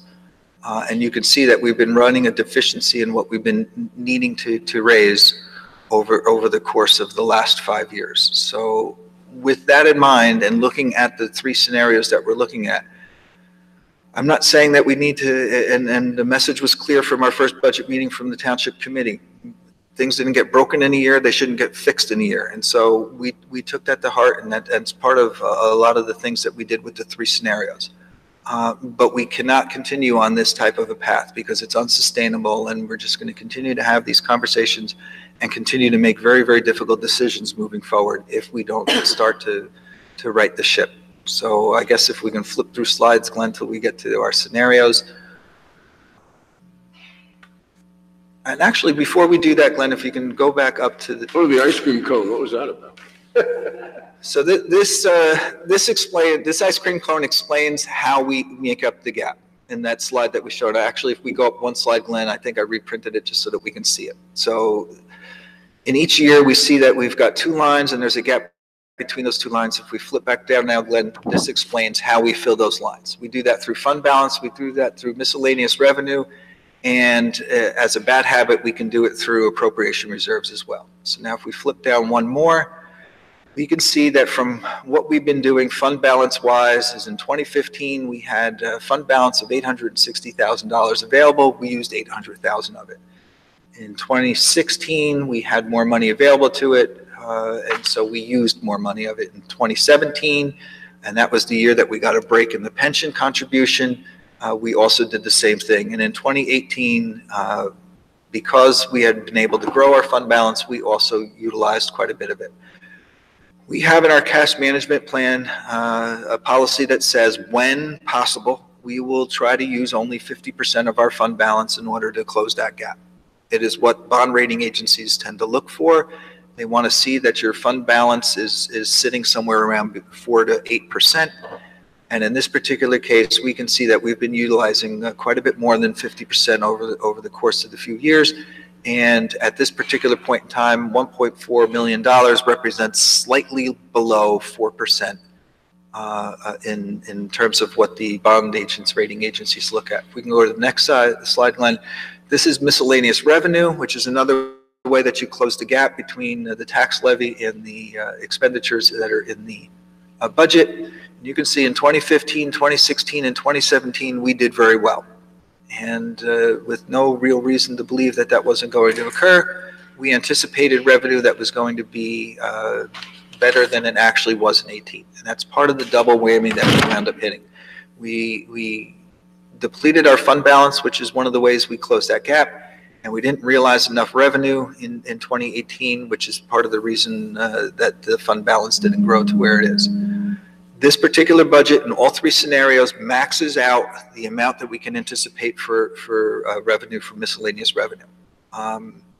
It doesn't make me optimistic, but in this particular graphic, we are saying that we will be able to raise the amount that we think is actually going to come in, but in reality, I don't think that's going to be the case. Can I ask you a question about this? Yes, sir. The 314 that was the deficit in 2018. Yes. Now, isn't 299,000 of that the pilot from Avalon? Yes.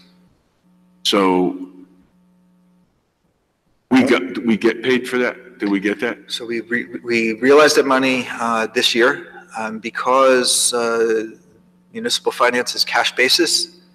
It counts towards this year's revenue, not next year's revenue or last year's. So if we would have, this is the thing that really gets me, because we were supposed to get that money last year, but we were also supposed to close out the CO process, and we just let it hang, and we didn't do it. So if we would have gotten that money, we would have made our budget. Yes. Or well, we would have made our so for all intents and estimate. purposes, we would have made our budget, correct. But it will help us this year.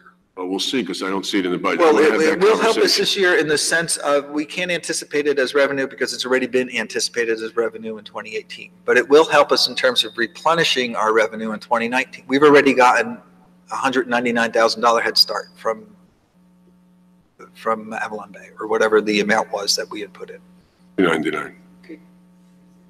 I didn't follow you. I lost you there when you said. So because we're cash basis, if it doesn't come in the year that we're open, it doesn't count. So this is the reason why we're seeing in the graph that we've we have a $314,000 drop in revenue.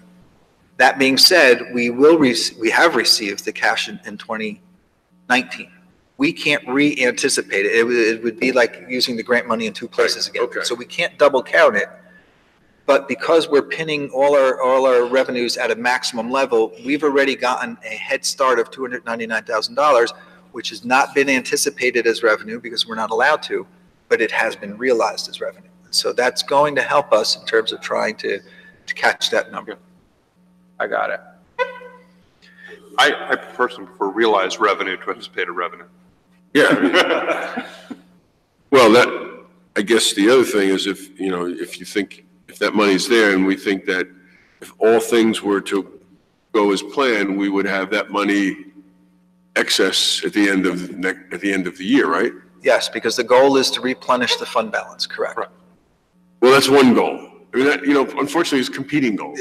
And And I understand all this, and I understand how how much percentage of the fund balance we used yearly, and that was because we feel tax pressure in this town. absolutely. And, you can make the argument, and we've had this argument as long as I've been on this township committee. Well, I shouldn't say that. In the early years, we didn't have these kind of extravagant budgets, but do you build up the surplus, or do you try to use as much money as you can to keep the annual tax increases as minimal as you possibly can? Philosophically, we should not be building up the surplus because we're government, so we're nonprofit, and building up the surplus is profit. And that's not our purpose here. So we certainly don't want to build up fund balance to the point where we're overtaxing people and we're creating this big, huge cushion. We don't want to do that. But there is a equilibrium that we need to maintain. And that's why bond rating agencies look for that 4 to 8% as a fund balance. Because essentially what they're trying to do is make sure that you're fiscally healthy enough that if it happened to be a year, and this is a pretty good example of a year, where we had almost $1 million in debt service spike, we would have fund balance to fall back on, and it wouldn't negatively affect the rate that we normally increase. Our problem has been that we've been relying too heavily on fund balance to hold down that levy, and we haven't been keeping pace with the budgets we've been putting together. Have been saying we need to be here for the levy, and we've been coming up just a hair short. And this is the cumulative effect of coming up a hair short. Our issue, if you can go to the next slide, Glenn, is in 2016, or in 2017 rather, we now really did something that's not helpful for our financial health, and that is we started canceling appropriation reserves early. Appropriation reserves are the main way that we regenerate fund balance. It is essentially administration making sure that they're minding their P's and Q's on the budget, that we're coming in with operating expenses that are lower than we had anticipated in our budget, and at the end of the year, we wind up with a balance. And so in this particular case, in 2017, with all the money that we owed on bills that were still coming due in 2016, we had $2.7 million that was available to us. What we did, and normally what happens is that $2.7 million would drop into fund balance at the end of 2017. We would have it set in place so that if we had a straggler bill come in late May or June or whatever, the money would be there to pay it. That money typically gets drained in the beginning months as we pick up December invoices and we have to pay it. But in terms of closing out books, our opening balance on January 1st, 2017 was $2.7 million. We used $1.5 million of that, which would normally go back into fund balance to keep it healthy. And we ended up with a closing balance that was only $1.2 million. Last year, we did the same thing, and we wound up with a balance that was only $48,000 in appropriation reserves after we got done paying our December bills. We shook the cushions on old purchase orders that were sitting out there from 2015 onward, and we were able to cancel those purchase orders and the encumbrances that were on them, and we were able to rebuild fund balance to roughly $900,000 at this point. But it is still significantly lower than historically what we've come in with. So I'm recommending that we try and avoid this option as a way of trying to create a larger fund balance. But now that that's been said, we can probably go to the next slide. The next slide. And here we are. This is our best practices. Can we go to the previous slide for a minute? No, this is me realizing that the document I sent out to you, similar committee woman to the way you were like, stop using acronyms. We don't all know what that's about. And so I sort of realized that the document that I sent out to you were tables that, if you're very familiar with municipal finance, completely made sense.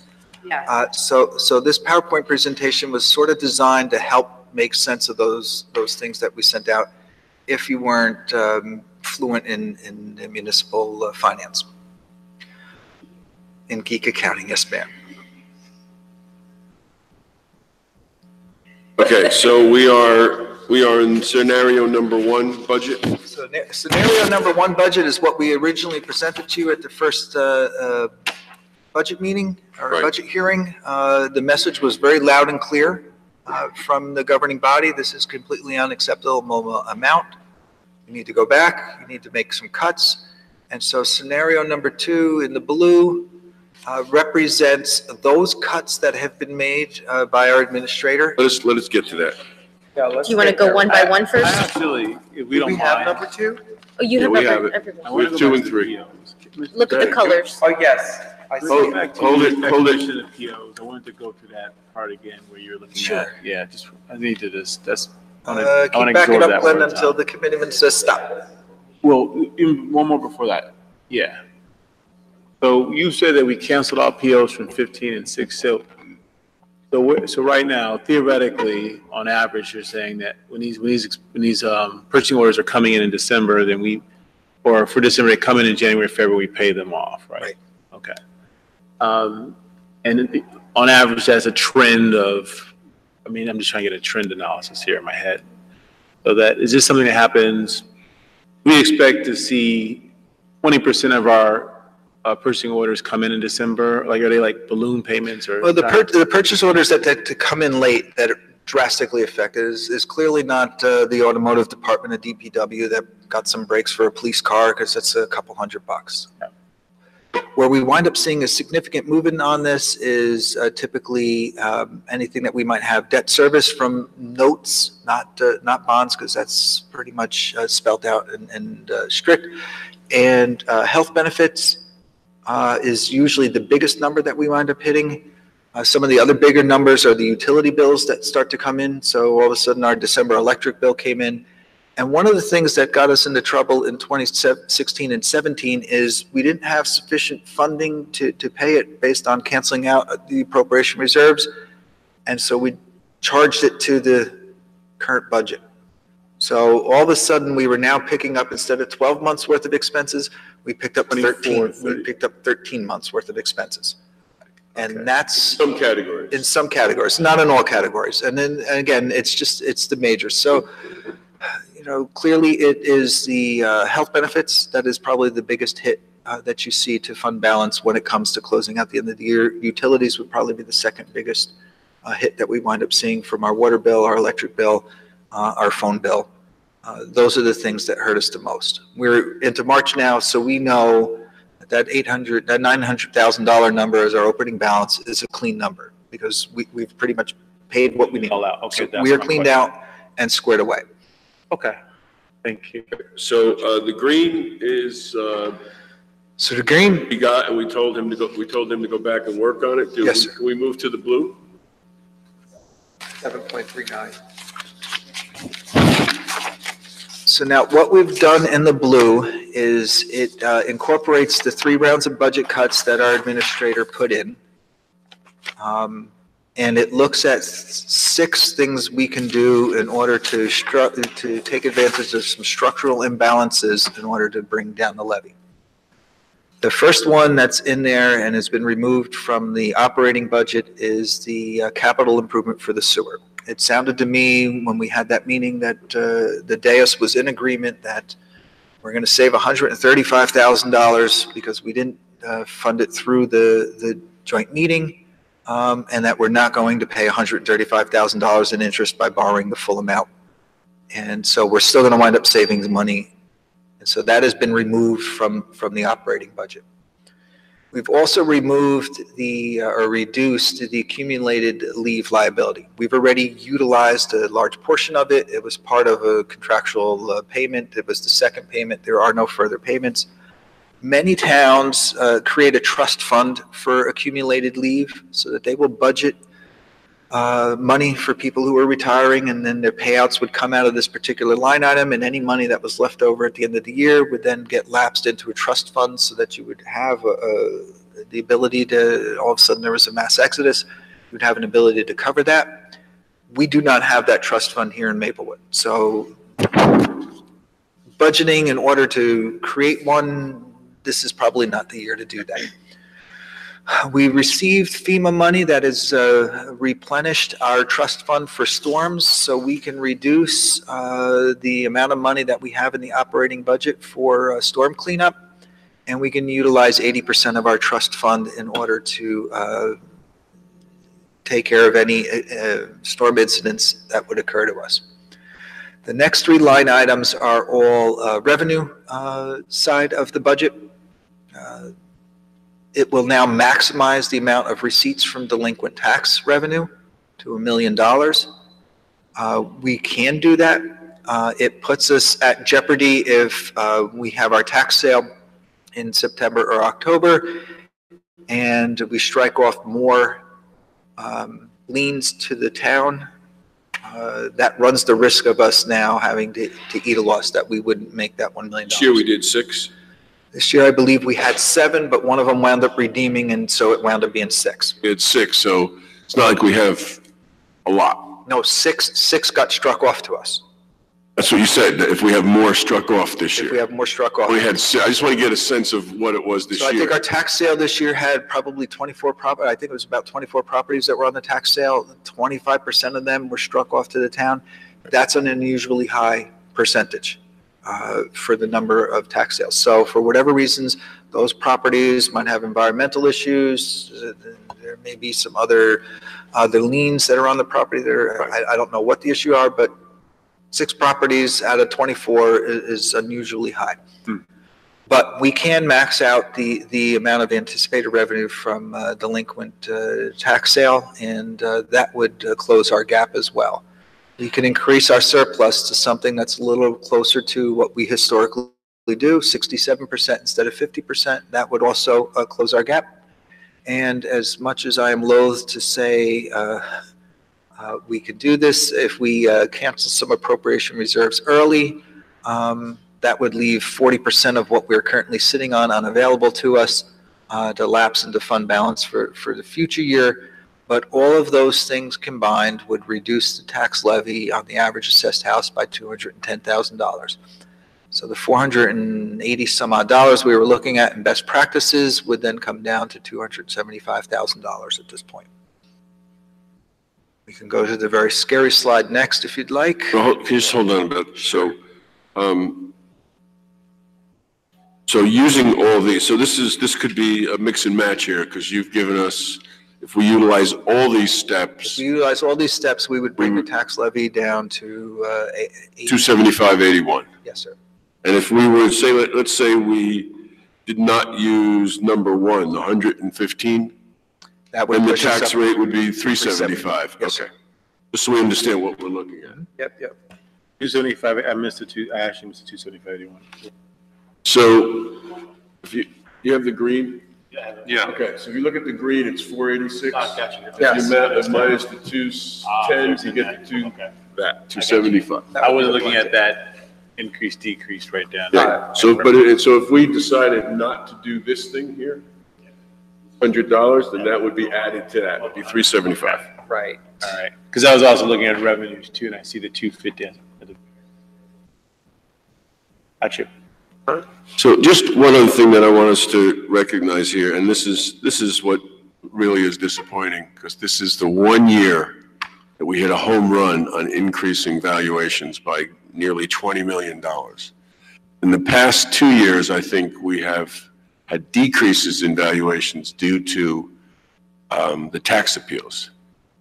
And I don't know if we're ever going to reach this again because these are all the big projects that have come online. And so that's what's very disappointing to see these kind of tax increases when we've raised the valuation. If we factored out that home run, Mayor, we wouldn't be looking at 478. We would be looking at something closer to 600. So. No, I'm sure, yeah, it's good. It's good. And, it'll grow a little bit each year. I mean, it'll be embedded each year. It'll now be what it is. And I think that, on the horizon for us coming into 2020, I mean, we see that our pilots are starting to come on board. We got the Claris that's starting to come on board. We got Avalon Beta starting to come to life. So we know that those numbers are going to go up for us in 2020. Yeah. We know that we're going to have revenue that's going to be able to give us property tax relief because of all the things that we did in terms of a foundation over the last few years. So there are certainly, from a professional reputation to protect, I would say we shouldn't be doing any of these things. I know what we've got coming to us in 2020. I can live with taking advantage of these structural imbalances because I know that we have some things that are going to be happening for us in 2020 that are going to help us survive these structural imbalances.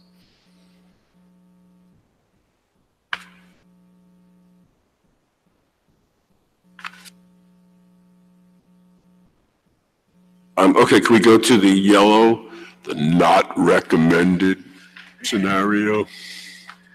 Well, I believe at last night's meeting, you already took out the unfund for firefighter positions because I think the governing body approved moving forward with looking for those firefighters. Yes. So that option is no longer available to us. $17 out. The option below that would require some research. I have to see what the resolutions that created the recreation trusts will allow us to spend the money on. But potentially we would be able to fund summer camp, senior services, and there was one other recreation thing that totaled 145. But again, that's dependent upon the language that was used to establish the recreation trusts. This is not the open space trust. This is the recreation trust. Yeah, I'm not sure. I'm not sure I either. think it was only for new programs. So when we set that up, that was for new programs, not maintenance. So then if that's the case, that option is also not available. Well, but we do have some new like the Funky Art, for example, is a new program. So there may be it's nickel dime. Yes. 55,000 budgeted for the particular line item in the program, and the new program is going to cost us 5,000, so we can hit the trust instead of hitting the line item. But like you said, Mayor, it's 5,000 in a $44 million budget.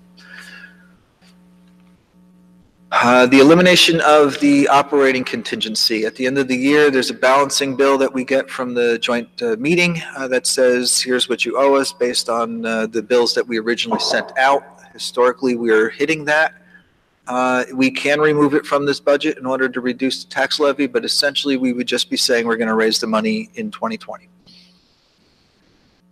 The other two items that we can do, and there is precedent for it, in 2015, we utilized pretty much all of our fund balance in order to balance our budget. In 2016, we pretty much used all of our appropriation reserves to help budget or balance the budget. If we did those two things, and again, I'm not recommending anything on this yellow sheet, but if we did those two things, those two items combined would be an additional $121 reduction on the average assessed house. And that would further pull down the 275 to about 155.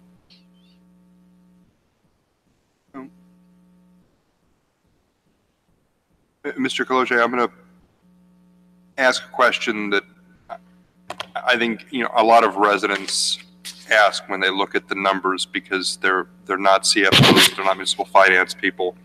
And I'm hoping that we can leave here tonight with a good answer to this, which is, I'm just looking at, let's look at the blue budget, the middle one, just for purposes. They're going to say, okay, so let's say we adopt that. They're going to say the total budget increased by 1.51% from 2018, right? Right. They're going to say, how come my taxes increased 7.39%? So we would go up to look at the revenue item, and we would see that we did not have $2.3 million available to us in fund balance. and instead had to raise it in a tax levy. So, so the issue is not that we're spending 7% more, we're only spending 1.5% more, but it's where the revenues are coming from. We don't have the other revenues, so we need to raise those revenues through property taxes. That is correct. There was a slide somewhere in this presentation that said, here is what we raised as a tax rate. Here's where we should have raised, where we had a tax rate. And that practice is pretty much caught up to us in this year.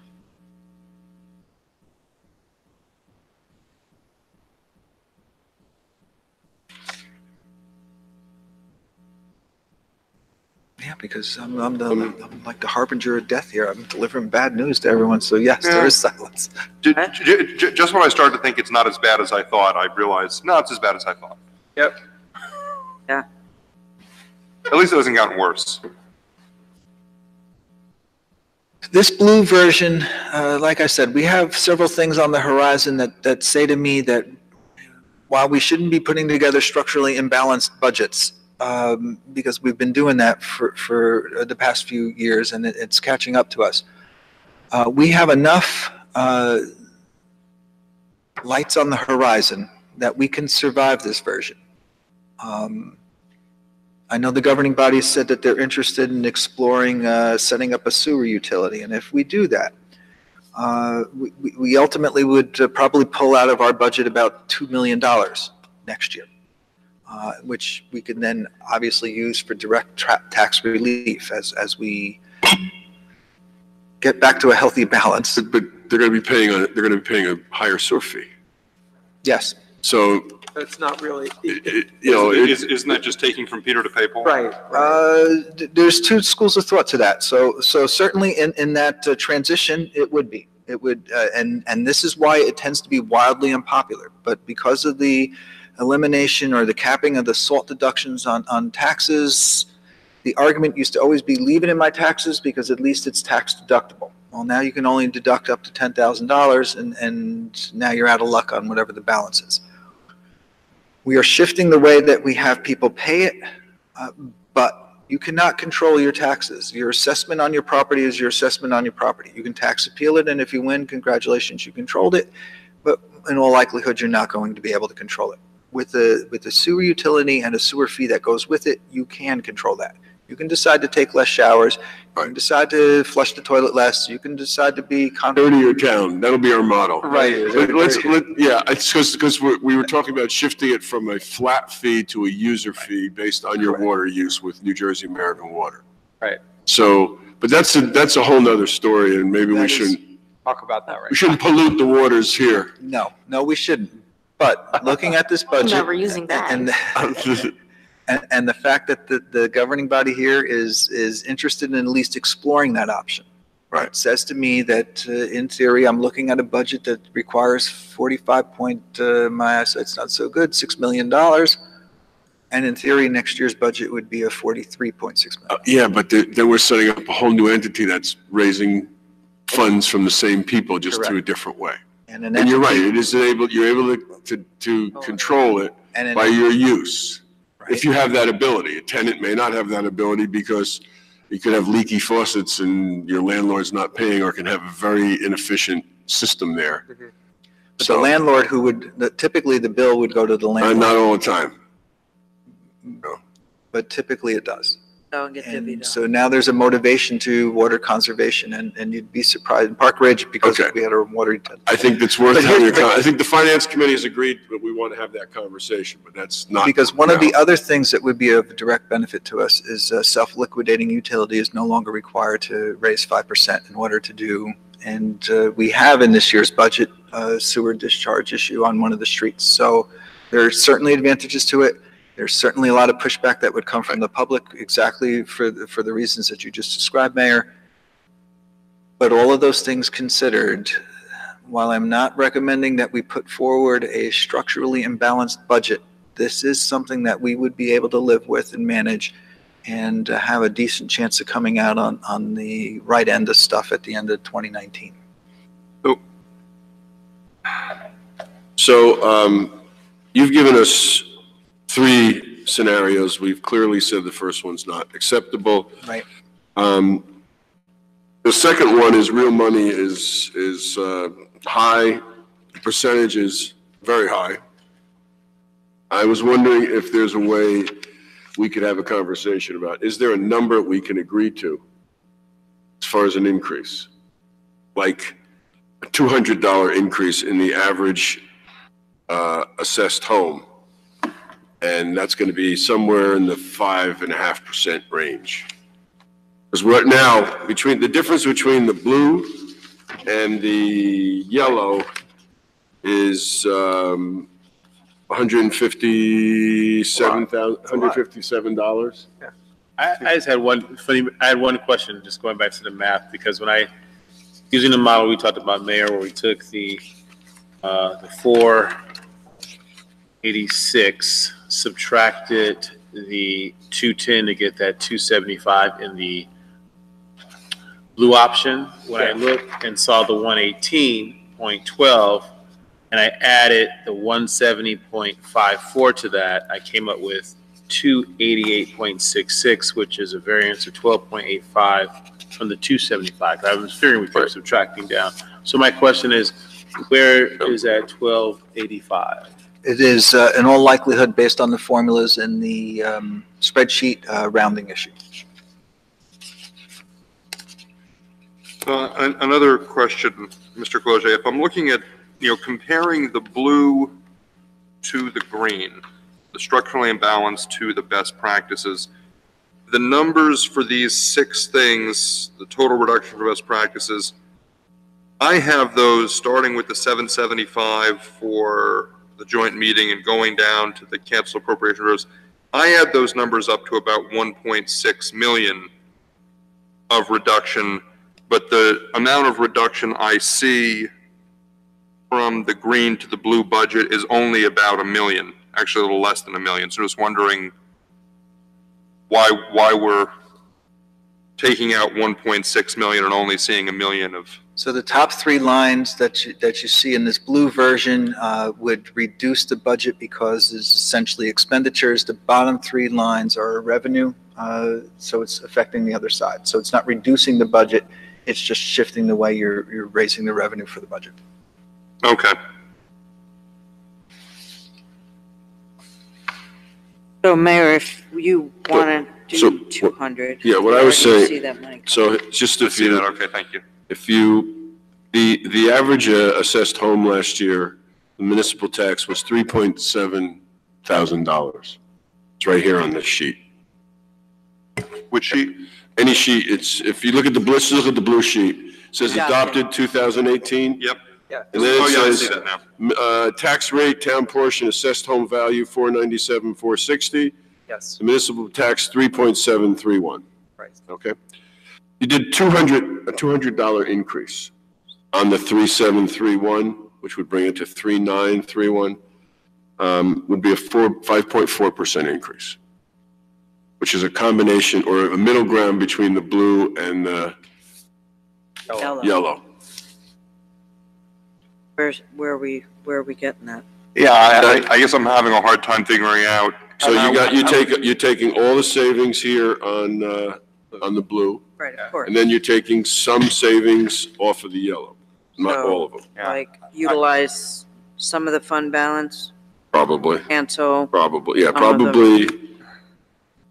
eliminate the joint meeting. Well, you need $75 out of that 170 that's listed there. Of those things, Well, which, except we already got rid of the unfund for firefighter Okay, so- positions and the remove recreation part, So so you still have 140, 40, 30. because you got the Yeah. top 3, right? which of those options in yellow, cuts on the bottom, right? Yes, sir. Which ones are absolutely not recommend? I know your answer is All of them. none of them, but you don't All right, recommend recognizing cutting that, any of them, but recognizing that my answer would be all of them. If I was sitting here as an elected official needing to make a decision on this, I've already removed as an elected official the unfunding of the 4 firefighter positions. Last night, we agreed that we were going to put that into place. The recreation expenditures, based on the way the trust may or may not play out, is something that I would not look at also, because we may say we want to do it, and by the time we do the research and find the documents that created the trust, we may find out that it is for only new programs, and we know that there's not $55,000 worth of new programs, so it may not even be an option available to us. Okay.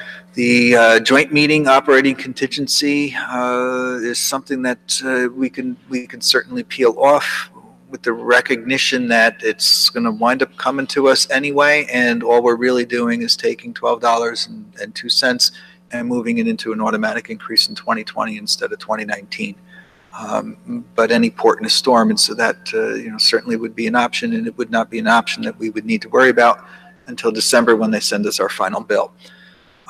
Canceling appropriation reserves is a really bad habit, but we've done it 2 years in a row. This would certainly take us towards weaning ourselves off of that bad habit.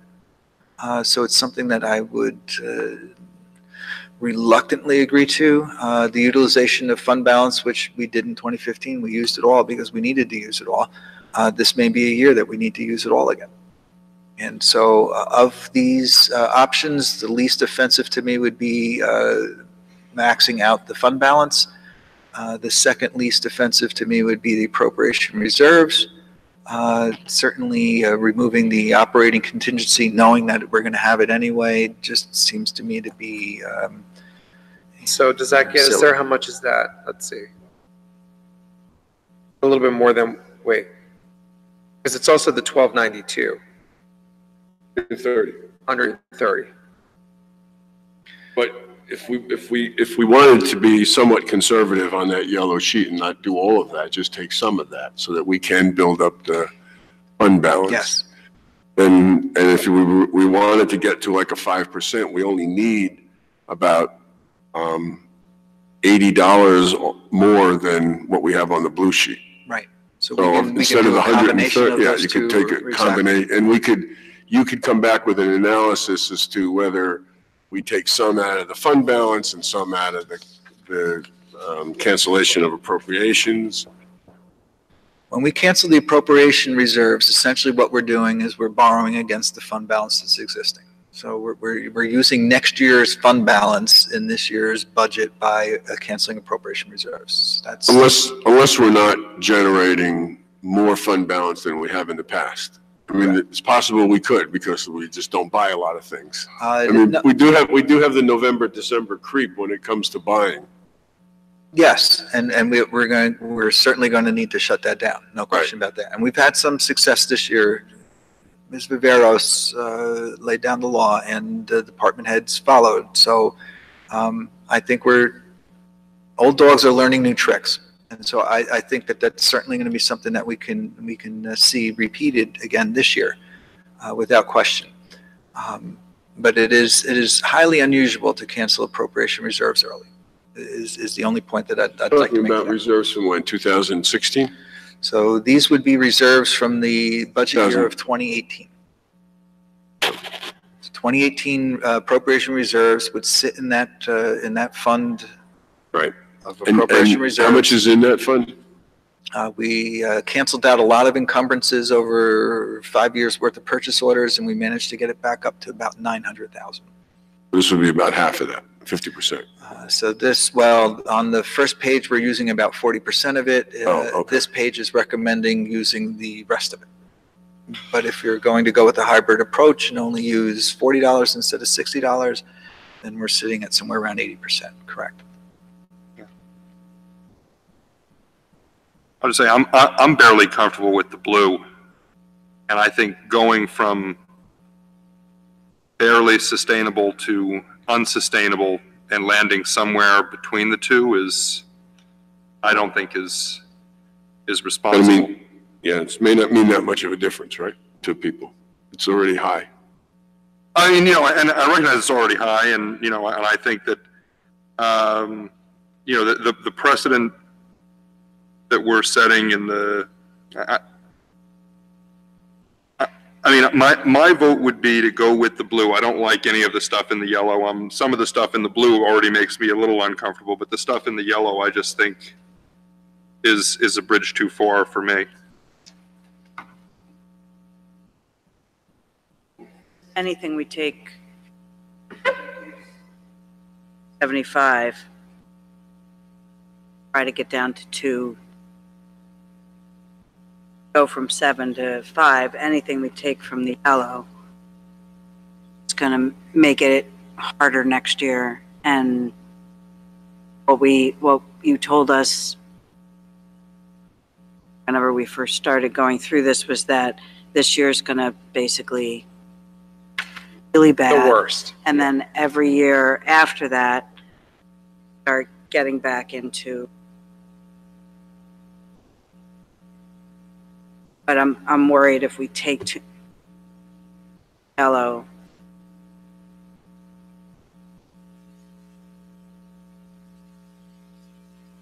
progress to getting.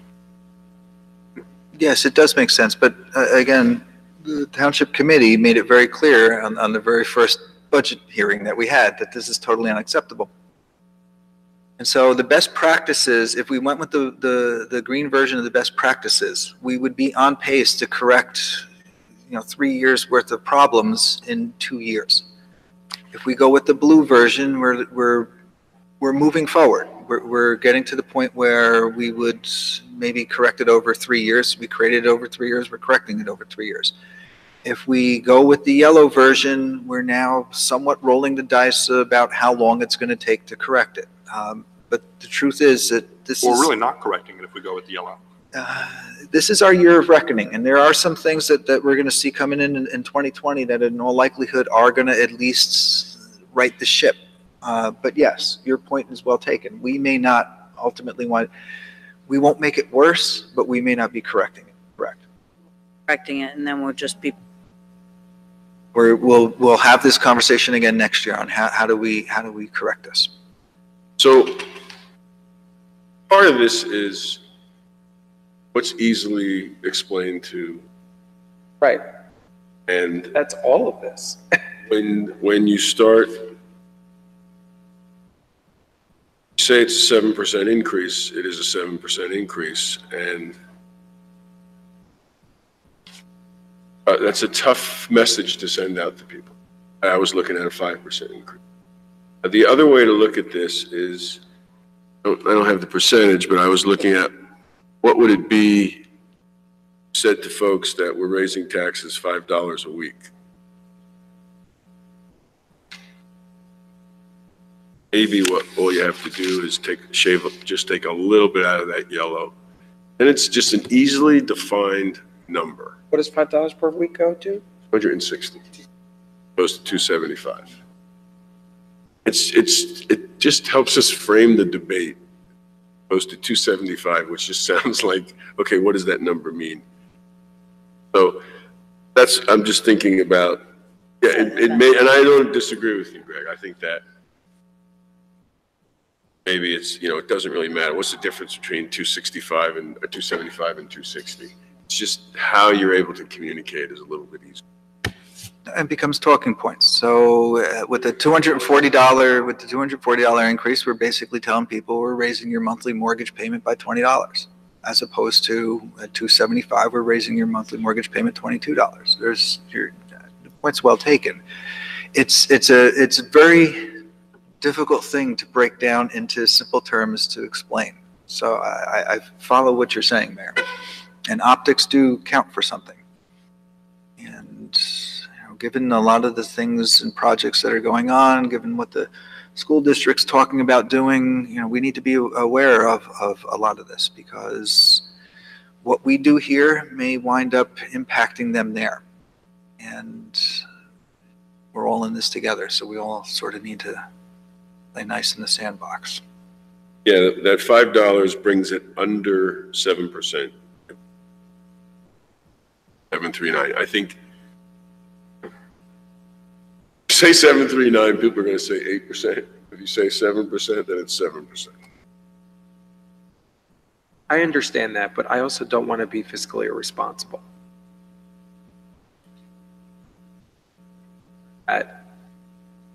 That's a strong word. Those are strong words on my part, but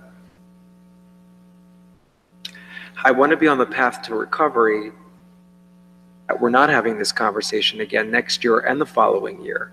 Yes. I do think it's a tough sell to say 7%. It's a tough sell to say 6%. Tough sell. I don't think 5% is going to go over I well don't think either. 5% We're not is going to going get to a go pat on the over back well at 5%. either. But what's going to go even worse, I believe, is saying it's only 5 or it's only 6%. It's only $5 a week. And by the way, we are structurally imbalanced or possibly not sustainable. We are that already. We are that already, because we have to rely so much on our property tax because we don't get enough state aid, we don't have enough miscellaneous revenue. Just, that's what it is. And fund balance is not like it's just other people's money, it's the people who have paid already. Right. Either they've paid property taxes, this is unspent property tax and unspent revenue money and interest and all that. So it's already, it's their money. Yeah. And the question is, how much do we want to hold for the future and how much do we want to provide tax relief or at least minimize the tax increase that year? And both of those are valid points. Just who can get 3 votes? Which of those can get 3 votes? That's what it comes down to.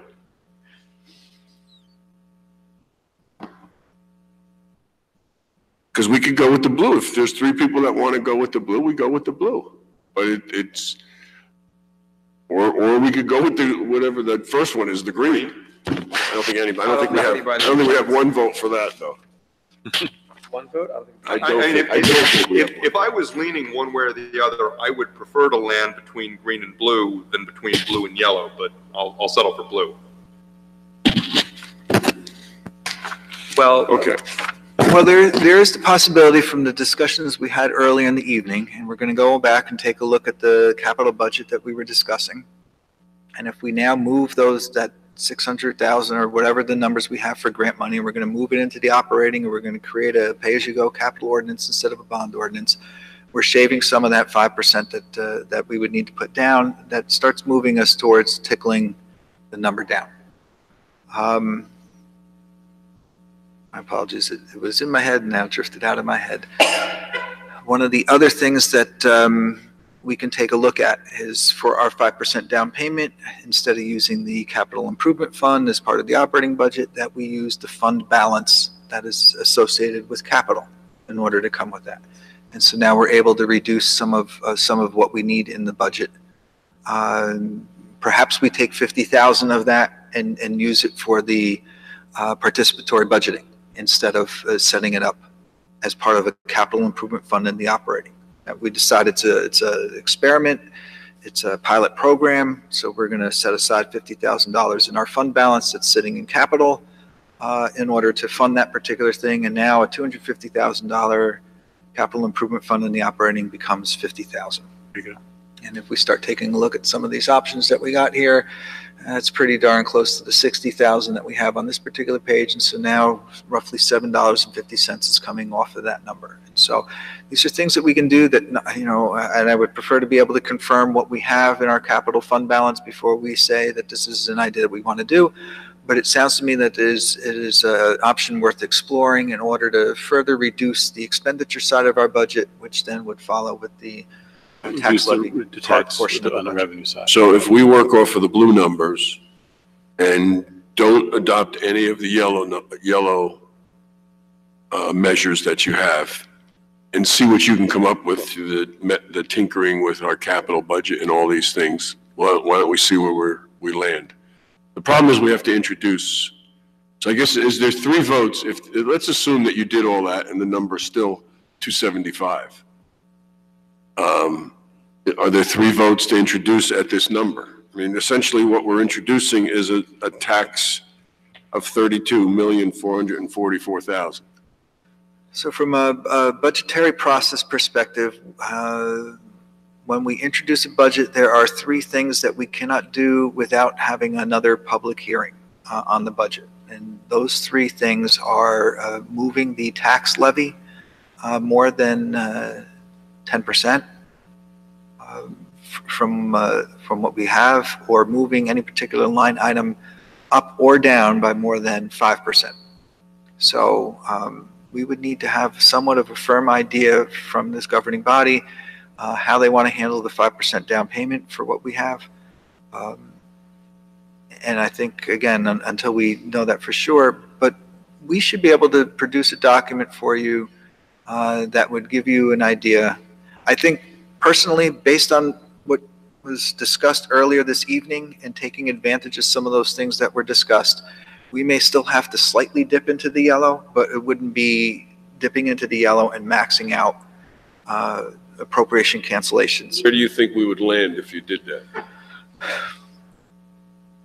I think that we would certainly be able to get it below that 7%. So if the optic is to get it below that 7%, I think we could certainly do that. Again, in a 46 point, I took my glasses open, in a $46.6 million budget, that percentage isn't going to necessarily hurt us.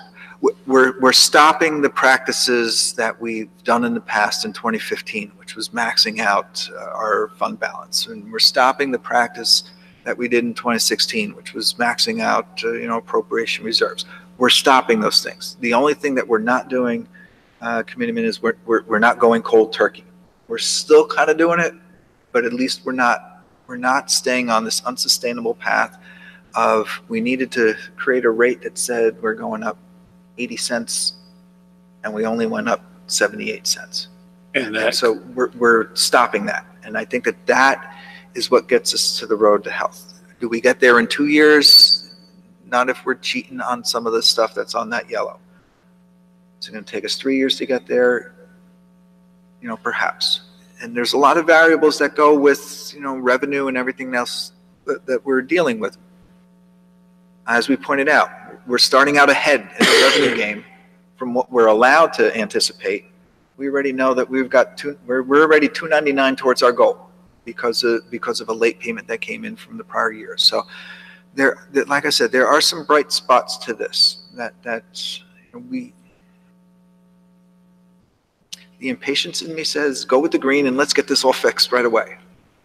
The practical side of me says that, yes, we need to dial this back. And the even more practical side of me says, maybe we get there in 4 years instead of 2. Maybe we get there in 3 years instead of 2. So I think based on the discussions that we had, we can get that number down to below 7% in a way that would be healthy for us.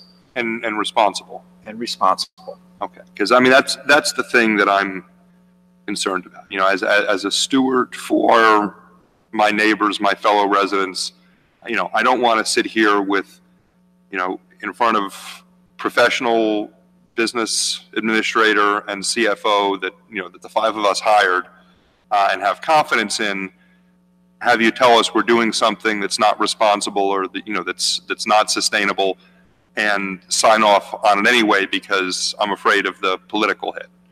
I think, I want to do what's responsible. I want to do what's sustainable, but I also want to be cognizant and sensitive to the tax pressure that's felt by all of us and everyone in this town. So if what you're telling me is basically working with the blue, something like the blue, you can get us, you can give us a little bit of help to get that a little lower, and you still feel like it's responsible, that it's sustainable, and it's putting us back on the right path, even if it may not be as aggressive as would be a best practice, then I'm comfortable with that.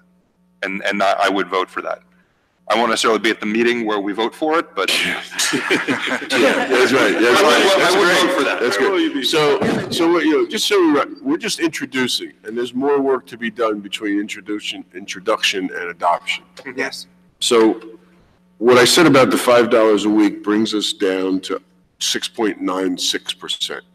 So I think it's all about messaging. And if you could say it's under $5 a week increase, that's better than $1 a day.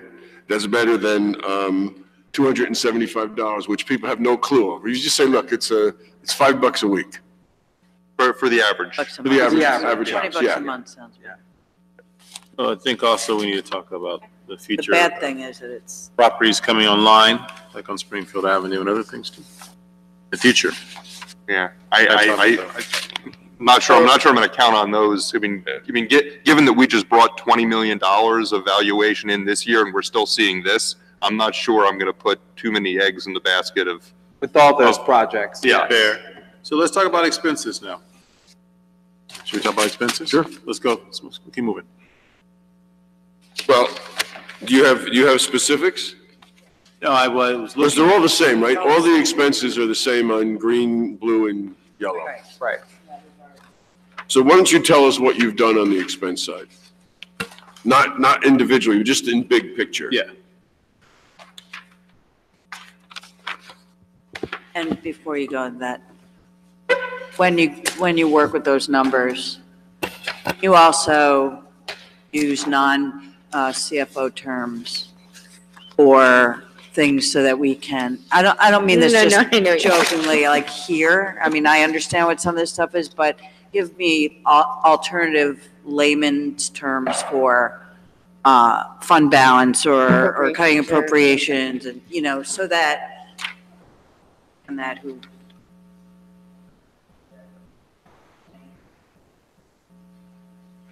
Not now. No, I understand. But I'm thinking, Glenn, it might be helpful if we go all the way back up towards the top, at least from my old man eyes perspective, all the way up to the top, it'll show our expenditures as it'll keep going.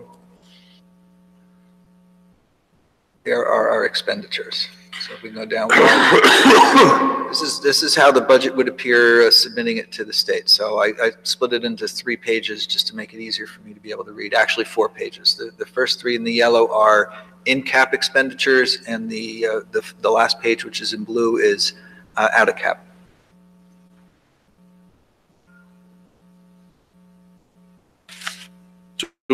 Give us just we asked you to go back and make some cuts. You did that. Talk to us about what you did. Okay. So just based on our admin system gives us a 4-year, History, yeah. a 4-year histories of what we've spent.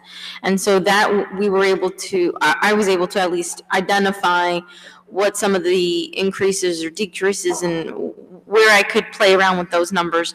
And then I did talk to individual department heads about my intention to either decrease, well, in this case, decrease their operating budget. So on the salary and wages part of it, what we did generally this year was not include any of the potential increases in there that would significantly, again, impact this. So that number went down because that included also health benefit contributions. And then on the operating part of it, again, like I said, I just looked at trends. I had discussions with even the police department about vehicles and what we intend on doing, where we are with vehicles. Then we looked at the fleet vehicle policy and tried to change that up. So we have a total of 8 vehicles that any department can use.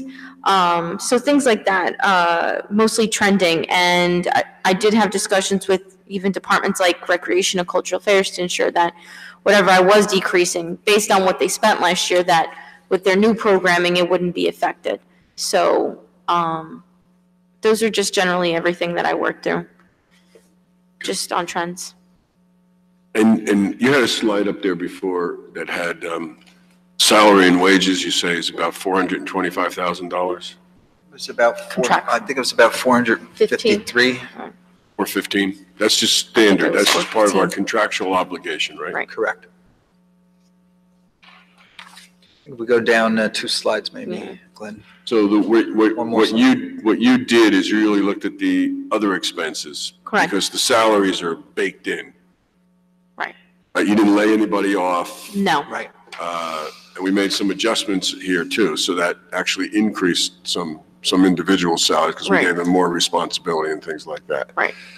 And then we had that $415,000 increase in salary and wages. But I think overall, what I wanted to implement was just changing our habits of spending. Right. And again, come mid-year or end, the last quarter that we're not shuffling to spend whatever it is we have. So just looking at different alternatives of what we can do, I know there's a lot of purchase orders at the end of the year. Joe and I, having been new to the process, we've implementing our own and looking, really honing down on people that don't put in, the invoices attaching to the POs. And not signing off so easily on things, Okay. There's a lot more, I think, oversight on what we're doing. So do you have specifics on expenses that you wanted to raise? No, I just thought that we were talking about revenue, we should talk about expenses, income sheet. Anybody have any? I've asked all my questions in the previous sessions, so. I appreciate both of you and Absolutely. done here, especially with the expenses and the controls, and old habits are hard to break, I think. But we have some new sheriffs in town. By me. Yeah. Now, if we could just get the clerk's office to settle stuff. She's not even there. I think one of the benefit to that, I just have to give a lot of effort to Mr. Kloje and him working very diligently with our auditors, and it's just a very collaborative team here. Thank you, yes. Okay. Anything else? Mr. Kaloje wanted to say something. Didn't you? No, other than No. it's going to be better next year. Okay. So we're working off the blue. You're going to do some more tinkering with this? We're going to see what we can do to reduce the blue further in a responsible manner, Okay. and Thank you. come back with a number that we feel sets us on the road to sustainability. Yes. And we're going to introduce this on the 2nd of April. When are we going to have your stuff? Because we want to be able to take a look at it. He's going away, too. Yeah, but that's okay. I can get it wherever I am.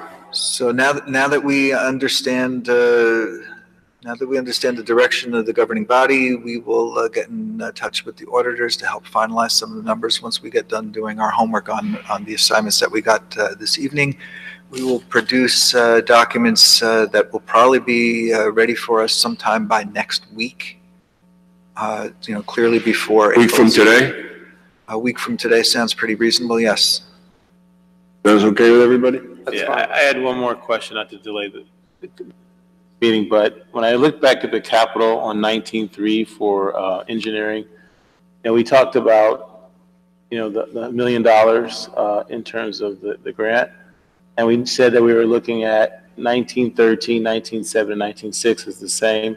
But I just want to confirm, so there is no grant for 1913 as there is for 19.7 and 19.6? Can you refer to the project? Yeah, it's the Boyd Navin Project, Municipal Aid, and NJDOT. So if you look at it, I just want to make sure there's no grant for that. So what it is that there was a grant in 18 and we used that money So we ate it. and we've got to replace it. Okay, fair enough. Yes, we ate All right. it. Anything else? No. So this is the thing, we're going to get this thing, and if you have questions, please send them, because on April 2nd, we need to introduce, right? That's the latest we can introduce? Yes. So we need to have 3 people willing to vote for this on April 2nd. So if you have concerns or you have questions, please get to these folks and have your questions answered. Yeah, and I had oversight. I apologize to my colleague. I only sent that email to the 3 of you. I thought I sent it all to TC when I looked at the capital. So when I look at the analysis, I'll be sent to everyone. And same, if you have a question, I'd like to be copied on your questions. Yeah, we just can't have a discussion. So it's just for information Just purposes. information purposes. So we have to introduce on April 2nd. Is there a deadline for adoption? If so, what is it? So typically, the budget process is you introduce on the 2nd. You need to publish the document so that the public has the ability to review it, and at the next meeting, you would have a public hearing.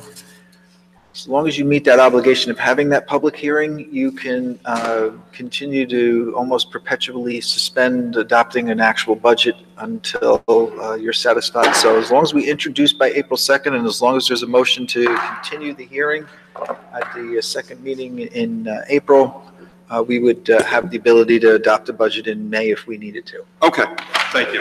But we do want to set a time to do the capital budget because, We'll do that now. Well, I mean, Okay. we'll go back. I'll do because it. we may not introduce the capital budget. Well, it takes a little longer for the capital budget, but at least on the second, we can give you the go-ahead to get that ordinance prepared. Do you want to put that on the agenda? The capital? Yes. Okay. Because, well, assuming you can get those answers before April 2nd, you know. I'm sure. we can Yeah. do that. But I think we want to be able to agree to that because, you know, you have to have your lawyer write that ordinance up, and then it takes a couple of meetings, and then there's that 45-day period. So we end up where you can't even get that money until June. Yep. Right. So we don't want to wait any longer because we run into problems with paving. I think we got some clear direction, so Okay. we're good. You mean be quiet, let's go. Okay. Well, let's, we get a motion to adjourn? So moved. All in favor? Aye.